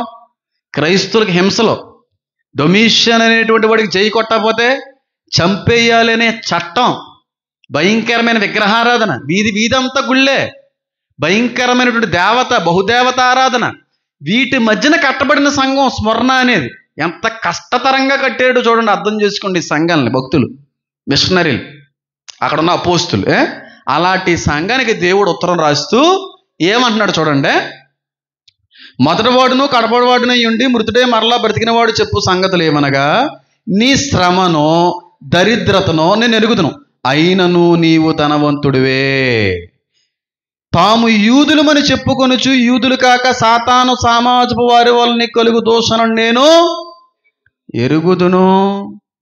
వాళ్ళు యూదులని చెప్పుకుంటున్నారు కానీ వాళ్ళు ఎవరు కాదంట, యూదులు కాదు అంటే దొంగ యూదులు. అసలు క్రైస్తువులు ఏం చేశారు, అధికారులకి చెప్పారు. సేమ్ ఇదే రోజుల్లో ఇదే కాలంలో క్రైస్తవులని చెప్పుకునే ప్రతి వాడు క్రైస్తవుడు కాదు. ఈ క్రైస్తవులు అబద్ధ క్రైస్తవులు కూడా ఉంటారు. నిజమైన సంఘం ఉంది, దొంగ సంఘం కూడా ఉంది. అలా ఇప్పుడు ఈరోజు క్రైస్తవులు అని చెప్పుకునే వాళ్ళు అందరూ క్రైస్తవులు అనుకుంటున్నారా? ఆనాడు యూదుల్నే కంటామినేట్ చేసి డూప్లికేట్ యూదులను తీసుకొచ్చినప్పుడు సాతానుగాడు క్రైస్తవుల్లో నుంచి డూప్లికేట్ క్రైస్తవులను తీసుకురాలేడా? ఈ డూప్లికేట్ క్రైస్తవుల వల్లే నిజమైన క్రైస్తవులకి, నిజమైన క్రీస్తుకి సిగ్గు రావట్లేదా, అవమానం రావట్లేదా, లోకంలో అవహేళన ఎదురవ్వట్లేదా, హైందువుల మధ్యన ఎంత భయంకరమైన ఇబ్బందులు ఎదురవ్వట్లేదా? ఎవరి వల్ల? నిజమైన గొర్రె స్వభావం కలిగిన క్రైస్తవుడి వల్ల రావట్లేదు. మేము గుర్రాల్లా పరిగెడతాం, రోషం కలిగిన సింహాల్లా బతుకుతాం అన్న క్రైస్తవుల వల్లే ఎవరికి వస్తుంది? అందరు క్రైస్తవులకి వచ్చేస్తుంది ఆ చెడ్డ పేరు.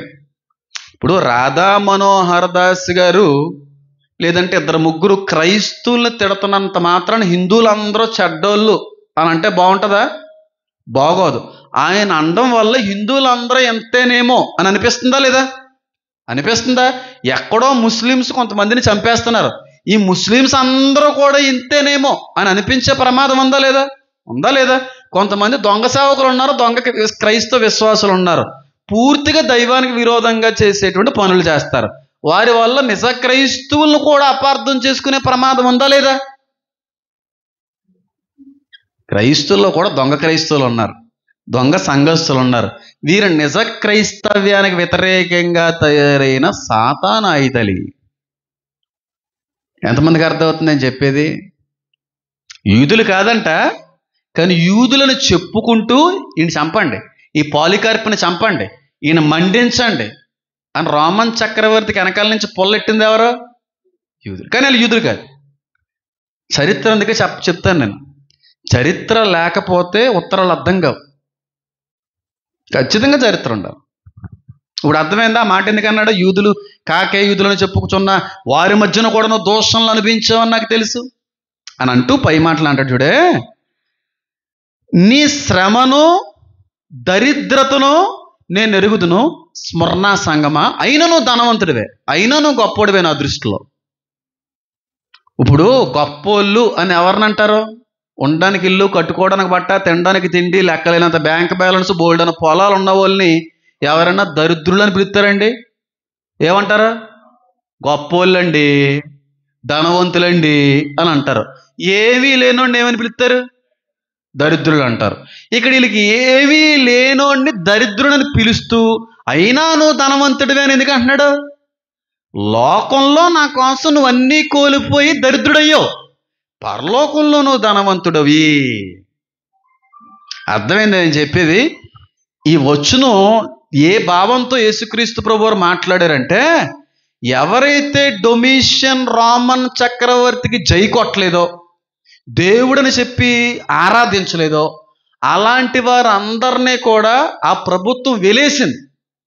వెలేయడం అంటే అప్పటి వరకు అక్కడ దేవాలయాల్లో, ఆఫీసుల్లో, ఇండస్ట్రీల్లో పనిచేసే వాళ్ళు, మేము చెప్పమండి, మేము క్రీస్తుని అంగీకరించామండి, మేము క్రైస్తవులు అండి అని చెప్పిన వాళ్ళు ఉద్యోగాలు తీసేవారు, పనులను తీసేసేవారు.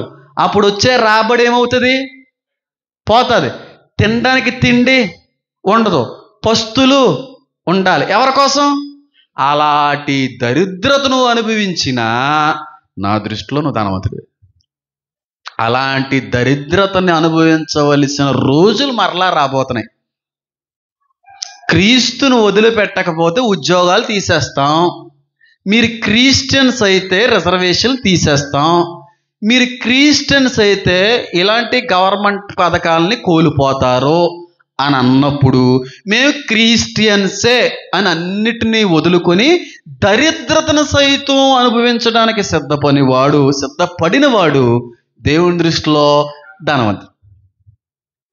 ఇల్లు నాకు సర్టిఫికేట్ వద్దు, నాకు తిండొద్దు, నాకు ఉద్యోగం వద్దు, నాకు డబ్బులు వద్దు, ఎన్ని పోయినా దరిద్రత అనుభవించడానికి రెడీగా ఉన్నాను, చచ్చిపోనన్నా చచ్చిపోతాను, కానీ క్రీస్తును తప్ప ఎవరిని నేను ఆరాధించను అని నిలబడినటువంటి సంఘానికి భయంకరమైన శ్రమ. తినడానికి తిండి కూడా ఉండేది కాదు. ఎవ్వరో కూడా అమ్మనిచ్చేవారు గదులకి, కొనుక్కుందామన్నా సేమ్ అది 666 ముద్ర. క్రయ విక్రయాలు జరగవు. ఆనాటి కాలంని ఈ 7 ఉత్తరాలు చాలా దగ్గరగా ఉంటాయి, చాలా మంది వదిలేస్తారు ఈ ఉత్తరాలని. 666 ముద్ర వచ్చే కాలానికి సంబంధించినటువంటి ముందు ఆదరణ ఇస్తున్నాడు ఈ ఉత్తరాల ద్వారాగా, ధైర్యాన్ని ఇస్తున్నాడు, ఓదార్పునిస్తున్నాడు ముందుగానే. ఈ ఉత్తరాలే చదవకూడదు, మనం బోధించకూడదు అంటారు కొంతమంది. ఏం చెప్పాలని నేను? అర్థమైంది నేను చెప్పింది మీకు? అలాంటి దరిద్రతను అనుభవించినా సరే నువ్వు నా దృష్టిలో ధనవంతుడివే. పస్తులు ఉన్నారండి, సేవకులు చాలామంది దేవుని కొరకు. ఈరోజు సేవ ఎలా ఉందో తెలుసా? సేవ వచ్చేయడంతోనే ఈ వ్యక్తికి ఏమొచ్చేయాలి? సొంత చర్చ్ వచ్చేయాలి, వెంటనే చర్చ్ వచ్చేయాలి, సొంత చర్చ్. సేవకు రావడంతోనే సొంత చర్చ్ కట్టేయాలి, సేవకు రావడంతోనే 100 మంది సంఘాన్ని సమకూర్చేసుకోవాలి, సేవకు రావడంతోనే అన్ని సమకూర్చుకొని రావాలి. ఎక్కడా లేదు అలాంటి. నా తాతల కాలంలో లేదు, వెనకటి కాలంలో లేదు, అంతకుముందు కాలంలో లేదు. ఏమీ లేకుండా సేవగా చేసి సువార్తను ప్రకటించి సొంత ఇల్లు, సొంత మందిరం కూడా కట్టుకోకుండా చచ్చిపోయిన వాళ్ళు ఎంతమంది ఉన్నారు. మా తాతయ్య గారు 50 సంవత్సరాలు సేవ చేస్తే అప్పుడు వచ్చింది సొంత ఇల్లు, సొంత మందిరం. ఈనాటి సేవ ఎలా ఉంది? మన పేరు మీద ఒకటి ఉండాలి, మనం కొట్టుకునేది మన పేరు మీద ఉండాలి, ఇక్కడ మనం సేవ చేయాలి. ఏరా ఇది సేవ అంటారా? వెంటనే సొంత చర్చ్ వచ్చేయాలి, వెంటనే సంఘం ఉండాలి. అబ్బాయి 2-3 ఉంటే సెట్ అవ్వదు. పెద్ద సంఘం అయితేనే పాస్టర్ అవుతారు, లేదంటే అవరు. అన్నీ వదులుకున్నారండి వాళ్ళు. చర్చిలు ఎక్కడున్నాయి, ఇల్లులు ఎక్కడున్నాయి, ఉద్యోగాలు ఎక్కడున్నాయి, బంధాలు ఎక్కడున్నాయి, భోజనం ఎక్కడ దొరికేది? ఇలాంటి శ్రమల గుండా వెళ్ళిన సంఘం స్మరణ. సేమ్ అదే పరిస్థితి నేటి కాలంలో క్రైస్తువులకు ఎదురవుతుంది. అంటే మీరు నమ్ముతారా? నమ్మంటే నమ్మకపోండి, ఎవరికైనా ఇల్లు ఇస్తాం కానీ క్రైస్తువులకి ఇల్లు ఇవ్వబడదు అని బోర్డులు బయట కనబడుతున్నాయి. మీరు ఎప్పుడైనా చూసారా? క్రైస్తవులకి ఇల్లు ఇవ్వము అద్దెకి అనే బోర్డులు చూసారా? నేను చూసాను ఎన్ని. అలా కాదండి, మీరు ఎంత అడ్వాన్స్ ఇమ్మన్నా ఇస్తామండి, అలా కాదండి. అంటే అలాగని కాదు కానండి, అంటే క్రైస్తవులకు ఇవ్వకూడదని మా ఓనర్ గారు చెప్పారండి. స్మరణ కాలంలో సేమ్ అది ఇప్పుడు కనబడట్లేదా? ఆఫీసుల్లో క్రైస్తవుల మీద చాలా భయంకరమైన ప్రెషర్ ఉంది, మీకు తెలుసా? క్రైస్తవుడు అంటే చాలా ప్రెషరు. ఆఫీసుల్లో ఉద్యోగం చేసే వారికి ఇంకా ఎక్కువ ఉండబోతుంది ముందు ముందు రోజుల్లో. మీకు తెలుసా? ఉద్యోగాలు సైతం పోతాయి. మీకు తెలుసా? బెస్ట్ ఎగ్జాంపుల్, ఇల్లు ఇవ్వట్లేదు క్రైస్తవులకి ఎవరనే. వినలేదమ్మా, ఇక్కడ సొంత ఇల్లు లేనో అమ్మా విన్నారు, అనిపించారా? అదిగో బోర్డులు డైరెక్ట్గా పెడుతున్నారు. ఏం పర్లేదు, ఏం ఫీల్ అవ్వడానికి ఏం లేదు. క్రిస్టియన్స్కి ఇవ్వండి ఇల్లు. క్రిస్టియన్స్కి ఆఫీసులో ఛాన్స్ ఉండదండి, ఉద్యోగాలు రావండి. క్రిస్టియన్ అయితేనండి మా దగ్గర పని చేయించుకోవండి, మేము అమ్మవండి, మేము కొనవండి, ప్లీజ్ అండి అనే రోజుల్లో మనం బతుకుతున్నాం. అంటే అర్థం చేసుకోండి, మనం పురిటి నొప్పుల దగ్గర ఉన్నాం, డెలివరీకి చాలా దగ్గరగా ఉన్నాం, మనం దేవుని రాకడ చాలా దగ్గరగా ఉన్నాం. మీరు నమ్మండి నమ్మకపోండి. మన ఇక్కడ ఆంధ్రాలో అంత లేదు, కానీ ఇవి నార్త్లో క్రిస్టియన్ ఉద్యోగస్తులకి ఎంత భయంకరమైన ఇబ్బందులు ఉన్నాయో తెలుసా? పాకిస్తాన్, ఆఫ్ఘనిస్తాన్, ఇలా కొన్ని ముస్లిమ్స్ కంట్రీస్ అన్నీ కాదు, అక్కడ క్రిస్టియన్స్కి హైందువులకి ఉద్యోగాల అవకాశాలే లేవు, పైగా గెంటేస్తున్నారు తెలుసా? నైజీరియా అనేటువంటి ప్రదేశంలో నిన్నే 142 మంది విశ్వాసుల్ని కాల్చి చంపేశారు తెలుసా? 20 మంది పాస్టర్లని పరిగెట్టి చంపారు తెలుసా? నిన్నే ప్రవీణ్ పగడాల గారు ఒక్కరు చచ్చిపోతే ఎంత గోల పెడుతున్నాం. 142 మంది విశ్వాసుల్ని కాల్చి కాల్చి చంపారు నైజీరియాలో నిన్నే. మందిరంలోకి వచ్చి ఆరాధించుకుంటున్న మందిరంలోకి వచ్చి కాలుస్తుంటే విశ్వాసులు పరుగులు పెట్టారు. అది ఇక్కడికి పాకదా? ఇక్కడికి రాదా? రాదని మీరు అనుకుంటున్నారా? అవన్నీ ఎదురవుతాయి. అందుకే అంటున్నాను, సంగమా సిద్ధపడు. ఎన్నో కష్టాలు వస్తాయి, ఎన్నో సమస్యలు గుండా వెళ్ళవలసిన ఆఖరి క్రైస్తవ తరం మనది. అది ఆరంభ క్రైస్తవ తరం మనది, ఆఖరి క్రైస్తవ తరం. అది అనిపించింది, మనం అనిపించాలి. అన్నిటికీ డిసైడ్ అయితే చర్చికి రండి, అన్నిటికీ డిసైడ్ అయితే క్రీస్తుని ఆరాధించండి, లేదంటే ఇప్పుడు వదిలేయండి. చాలా కష్టాల నుంచి మీరు బయటకు రావడానికి ఉపయోగపడుతుంది ఈ మాట. అవి వచ్చిన తర్వాత కానీ వదిలేస్తే బాగుంటావు, కానీ రెండో మరణం ఉంచుడు, జడ్జిమెంట్, అక్కడ మాత్రం నువ్వు దొరికేస్తావు, చంపేస్తావు నరకంలో దేవుడు. ఆ రోజుల్లో మనం ఉన్నాం. ఖచ్చితంగా ప్రతి సంఘంలో ప్రతి సేవకుడు బోధించవలసినటువంటి ఏకైక సందేశాలు ఈ 7 సంఘాలకి రాసిన ఉత్తరాలు, ఈనాటి కాలానికి వర్తించేటువంటివి ఈ ఉత్తరాలు. క్రైస్తులకి ఇల్లు ఇవ్వమనే దాంతో మొదలయ్యింది. క్రైస్తులకి సంబంధాలు కూడా కుదుర్చుకోమనేది లేదా? పిల్లని ఇవ్వము అనేది లేదా? మన సంఘంలో బోల్డ్ మంది అనిపించారు. అమ్మో దేవుణ్ణి నమ్ముకున్నారండి, ఆ కులం ఒకటేలేండి, దేవుణ్ణి నమ్ముకున్న వాళ్ళకి ఇవ్వండి మా అమ్మాయిని, లేదా చిన్న అలాంటిది. జస్ట్ ఎన్ని స్టార్టింగ్ ఎన్ని మీరు అర్థం చేసుకోవట్లేదు, గమనించట్లేదు. రేపు రోజున ఎక్కడికి వెళ్తుందో చూడండి. ఇది క్రైస్తవులకి ఎంత వ్యతిరేకత రాబోతుందో అంతా రాని వారిగా చూడబోతున్నారు మన ముందు ముందు రోజుల్లో.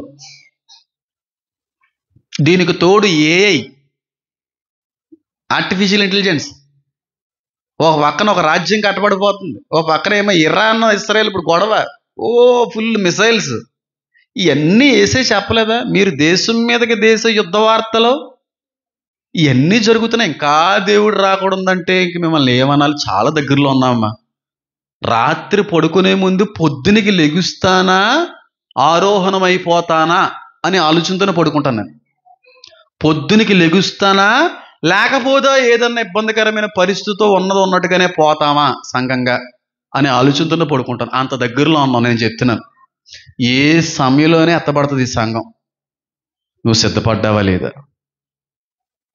అంత దగ్గరలో ఉన్నా. ఇవన్నీ ఆనాటి ఆరంభ క్రైస్తవ తరం ఏదైతే అనుభవించిందో ఆఖరి క్రైస్తవ తరం కూడా వాటన్నిటినీ అనుభవిస్తుంది. ఆ రోజున జై డొమిషియన్ అనేవారు, ఇప్పుడు జై అంటున్నారా? అనకపోతే ఏం చేస్తున్నారా? కొడుతున్నారా? తినిపిస్తున్నారా? బలవంతంగా పెట్టిస్తున్నారా? ఆనాటి జరిగింది ఈనాటి జరగట్లేదా? ఇంతకంటే ఏం కావాలి మీకు? క్లారిటీ ఏ సార్ జరగట్లేదా? ఇంకేం కావాలి క్లారిటీ మీకు? దగ్గరలో కాదు, ఉన్నదే ఆ టైంలో ఉన్నాం మనం, ఆ స్థితిలో ఉన్నాం మనం. స్మరణ ఎలాగైతే నలుగుతుందో అదే నలుగురిలో మనం నలుగుతున్నాం. వాళ్ళకి ఎలాంటి ఆదరణ ఇచ్చాడో అలాంటి ఆదరణ దేవుడు నేటి క్రైస్తవ సార్వత్రిక సంఘానికి కూడా ఇస్తున్నాడు ఈ మాటలను బట్టి. ఏమంటున్నాడు చూడండి. అయినను నువ్వు ధనవంతుడివే, తాము యూదులమని చెప్పుకొని యూదులు కాక సాతాను సాంబజప వలన నీ కలుగు దోషం నేను ఎరుగుదును. నువ్వు పొందబో శ్రమలకు భయపడకము, ఇదిగో మీరు శోధింపబడినట్లు అపవాది మీలో కొందరిని చెరలో వేయింపబోచున్నాడు. 10 దినముల శ్రమ కలుగును, మరణం వరకు నమ్మకముగా ఉండము, నేను నీకు జీవ కిరీటం ఇచ్చేదను. ఏమన్నా తెలిసి ఇక్కడ స్మరణ సంఘంతో నేను ఈ మాట మాట్లాడితే చాలామంది క్రైస్తవులుగా బ్యాడ్ అయిపోతానేమో. మరణము వరకు కూడా నమ్మకంగా ఉండు అంటున్నాడా? నిన్ను నేను కాపాడుతాను అంటున్నాడా? కానీ క్రైస్తువులకు ఎవరు కాదు. ఇప్పుడు మనలంతటా మనమే కాపాడుకోవడానికి ఒక సైన్యాన్ని సిద్ధపరచాలంటాడు ఒకడు. మనం కాపాడుకోవడానికి ఒక పొలిటికల్ పార్టీని తీసుకురావాలంటాడు ఇంకొకడు. మనం అంతటా మనమే నిలబడడానికి, నిలదొక్కుకోవడానికి, ఇలాంటి శత్రువుల నుంచి తప్పించుకోవడానికి ఏకం కావాలంటాడు ఇంకొకడు. కానీ దేవుడు ఏమన్నా తెలుసా? నువ్వు చచ్చిపోయే వరకు శ్రమలు ఉంటాయి, నా కోసం చచ్చిపో, నీకు జీవకిరీటం ఇస్తానని ఆయన అంటున్నాడు. ఏది వాక్యానుసారమైంది? ఇది మాట్లాడితే బ్యాడ్ అయిపోతాను నేను బయట. 10 దినముల శ్రమ కలుగునంటే 10 రోజుల శ్రమల తర్వాత పోతే శ్రమలని కాదు. 10 అనేది సంపూర్ణ సంఖ్య, ఫుల్ సంఖ్య. 1 2 3 4 ఫుల్ అనరు. 10 అనేది ఎలా ఉంటుంది? 10 రాళ్ళు అంటే 4 డబ్బులు వెనకేసుకోరా అని. 10 యాపిల్స్కి వచ్చే సంపూర్ణత 2 యాపిల్స్కి వస్తుందా? అంటే ఎక్కువ కాలం మీరు శ్రమలు అనుభవిస్తారు. ఎంత ఎక్కువ కాలం? నువ్వు చచ్చిపోయే వరకుని. చచ్చిపోయే వరకు క్రైస్తవుడికి శ్రమ ఉంటుంది. అదే క్రైస్తవ్యం. శ్రమలు పోగొట్టుకోవడానికి క్రైస్తవ్యానికి రాకండి. శ్రమలు కోరుకొని తెచ్చుకోవాలనుకుంటేనే క్రైస్తవ్యానికి రండి. చాలామంది క్రైస్తవ్యానికి వస్తే శ్రమలు పోతాయి, సమస్యలు పోతాయని వస్తారు. సమస్యలు పోవు, శ్రమలు పోవు, ఇంకా ఎక్కువ అవుతాయి. ఎక్కువ అవడంలోనే నీ నాణ్యత బయటకు వస్తుంది. ఆ విశ్వాస పరీక్షలోనే నువ్వు ఏ కిరీటాన్ని పొందుకోవాలో అక్కడ నీవు పడేటువంటి ప్రయాసను బట్టి దక్కుతుంది. కానీ కొంతమంది దేవుళ్ళలోకి వచ్చిన తర్వాత సొంత ఇల్లు వస్తుందని వచ్చానండి, రాలేదు, కాబట్టి దేవుడు వద్దు మాకు. ఈ దేవుళ్ళలోకి పెళ్ళి అయిపోద్ది, సంబంధాలు వస్తాయని వచ్చామండి, రాలేదు, వదిలేద్దాం. ఈ దేవుళ్ళలోకి వచ్చిందే స్వస్థత కోసం అండి, స్వస్థత ఇంకా రాలేదు, దేవుడు వద్దు. కానీ దేవుడు ఏమన్నాడు? చావు వస్తుంది చివరి చేసి, దానికి కూడా రెడీ అయిపో. మరణము వరకు నమ్మకంగా ఉన్నాడు తప్ప నేను వచ్చి కాపాడుతాను అంటలేదు. ఆ క్రైస్తవ తరానికి ఏదైతే చెప్పాడో నేటి ఆఖరి క్రైస్తవ తరానికి అది చెప్తున్నాడు. ఈ శ్రమలో పోవు, ఈ క్రైస్తవ వ్యతిరేకత పోదు. మరి ఏం చేయాలి? చచ్చిపోవాలి దేవుని కొరకు. నేను ఇదే విషయం ఇంటర్లో మాట్లాడితే ఎంతమంది ఎన్ని రకాలుగా మాట్లాడారో. క్రైస్తవుడు అనేవాడు చనిపోవడానికి సిద్ధపడి రావాలి. మరణము వరకు కూడా నేను వాళ్ళకి ఏమిస్తాను? జీవ కిరీటం ఎవరికి పడితే వాళ్ళకి ఇచ్చేసేది కాదు.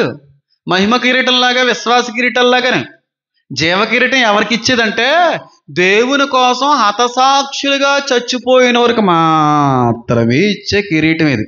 అంటే దాని అర్థం ఏంటో తెలుసా?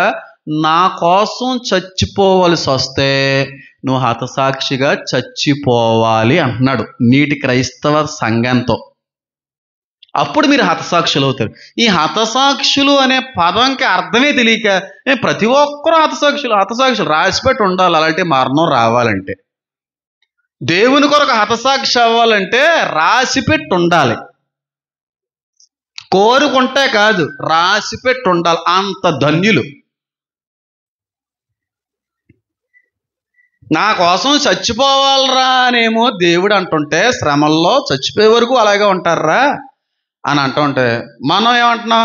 అస్సలు దేవుడి చిత్తం జరగకుండా మనం పోరాడాలి. ఈ శ్రమలు రాకుండా ఆపేయాలి. దేవుడు ఏమంటున్నాడు? శ్రమలు వస్తాయి, దూషించబడతారు, ద్వేషించబడతారు, ఇవన్నీ వస్తాయి, తట్టుకోవాలి, సంతోషించాలి, పరలోకంలో మీ ఫలం అధికమని చెప్పి ఆయన అంటుంటే, ఈ రాకుండా మనం అడ్డుపడుతున్నాం అంటే దాని అర్థం ఏంటి? దేవుణ్ణి చిత్తపరచడంలో మనమే ప్రధాన పాత్రలుగా ఉన్నామని కాదా? శ్రమలు ఇంతకు మించి వస్తే వాటన్నిటినీ ధైర్యంతో, విశ్వాసంతో ఎదుర్కోగలిగే విధంగా ఉండేవాడే క్రైస్తుడు. అలాంటి వాళ్ళే నన్ను ఫాలో అవ్వండి. పిరికోళ్ళు వద్దు నాకు. మరణాన్ని సైతం ధైర్యంగా ఎదుర్కొనే వాళ్ళే ఈ మందిరానికి చర్చికి రండి. కష్టం వస్తే, సమస్య వస్తే, శోధన వస్తే నాకు దేవుడు వద్దండి, ప్రాణమే ముఖ్యమండి అనే పిరికి సన్నాసులు మందిరానికి రాకండి.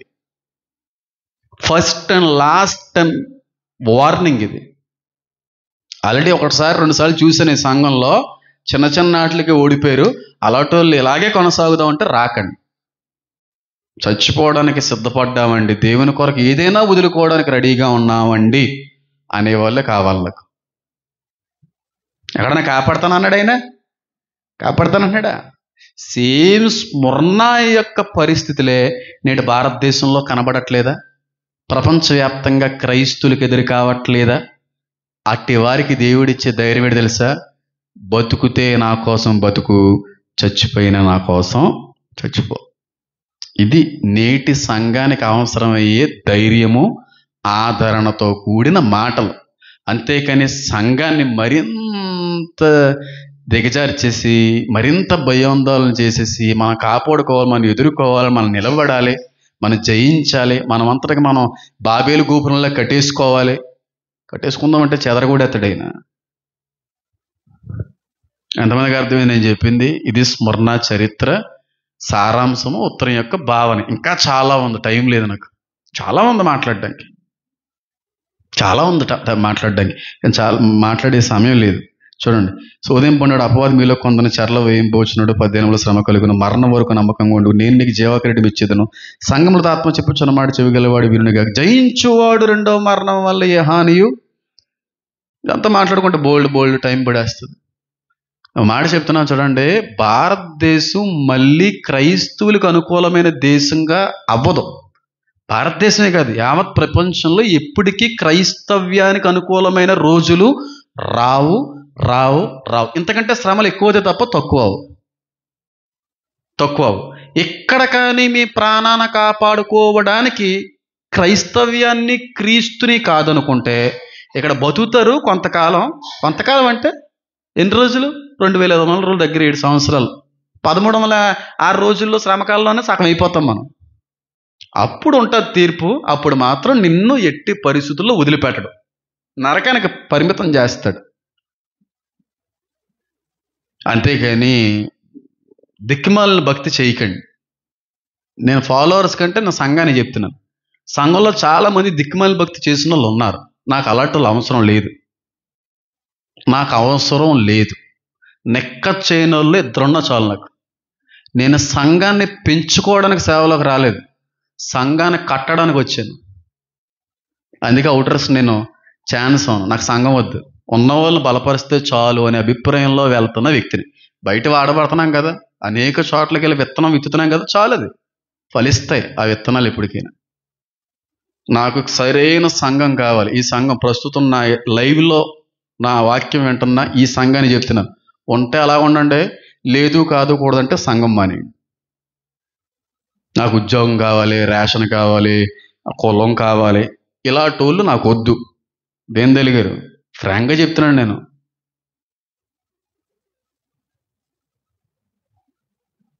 అది పరిస్థితి. ఎందుకంటే ఆ రోజుల్లోనే ఈ రోజుల్లోని ఒకటే పరిస్థితి అనిపిస్తుంది.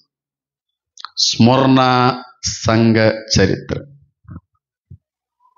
దేవుడు మెచ్చుకున్నాడు సంఘాన్ని. కష్టాల గుండా వెళ్ళిన సంఘం, శ్రమల గుండా వెళ్ళిన, శోధల గుండా వెళ్ళి జయించిన, దేవుని కోసం చావడానికి సిద్ధపడిన, అలా ఉండాలి సంఘం అంటే.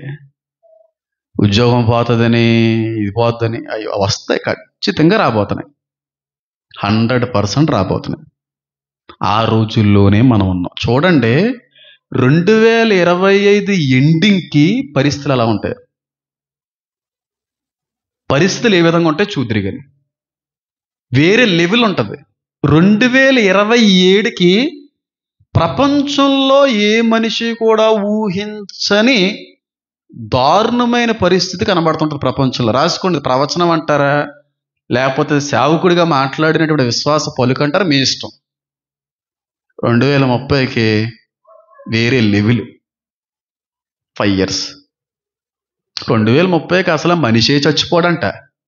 మరణాన్ని జయించేటువంటి వైద్య పరికరాల్లో చికిత్సలో వచ్చినాయని నేను విన్నాను.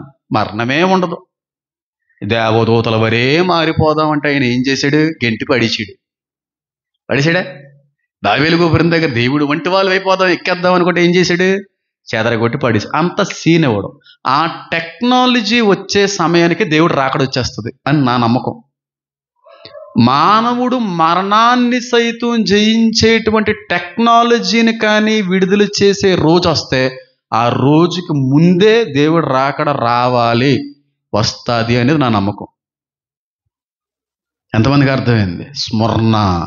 దీని గురించి మాట్లాడితే ఇంకా టైం పడుతుంది. నాకు సమయం లేదు. నేను మళ్ళీ వేరే చోటకి వెళ్ళి మళ్ళీ అక్కడ వాక్యం చెప్పాలి. నాకు చెప్పాలని ఉన్నా సమయం సరిపోవట్లేదు. కళ్ళు మూసుకోండి, ప్రార్థన చేసుకుందాం.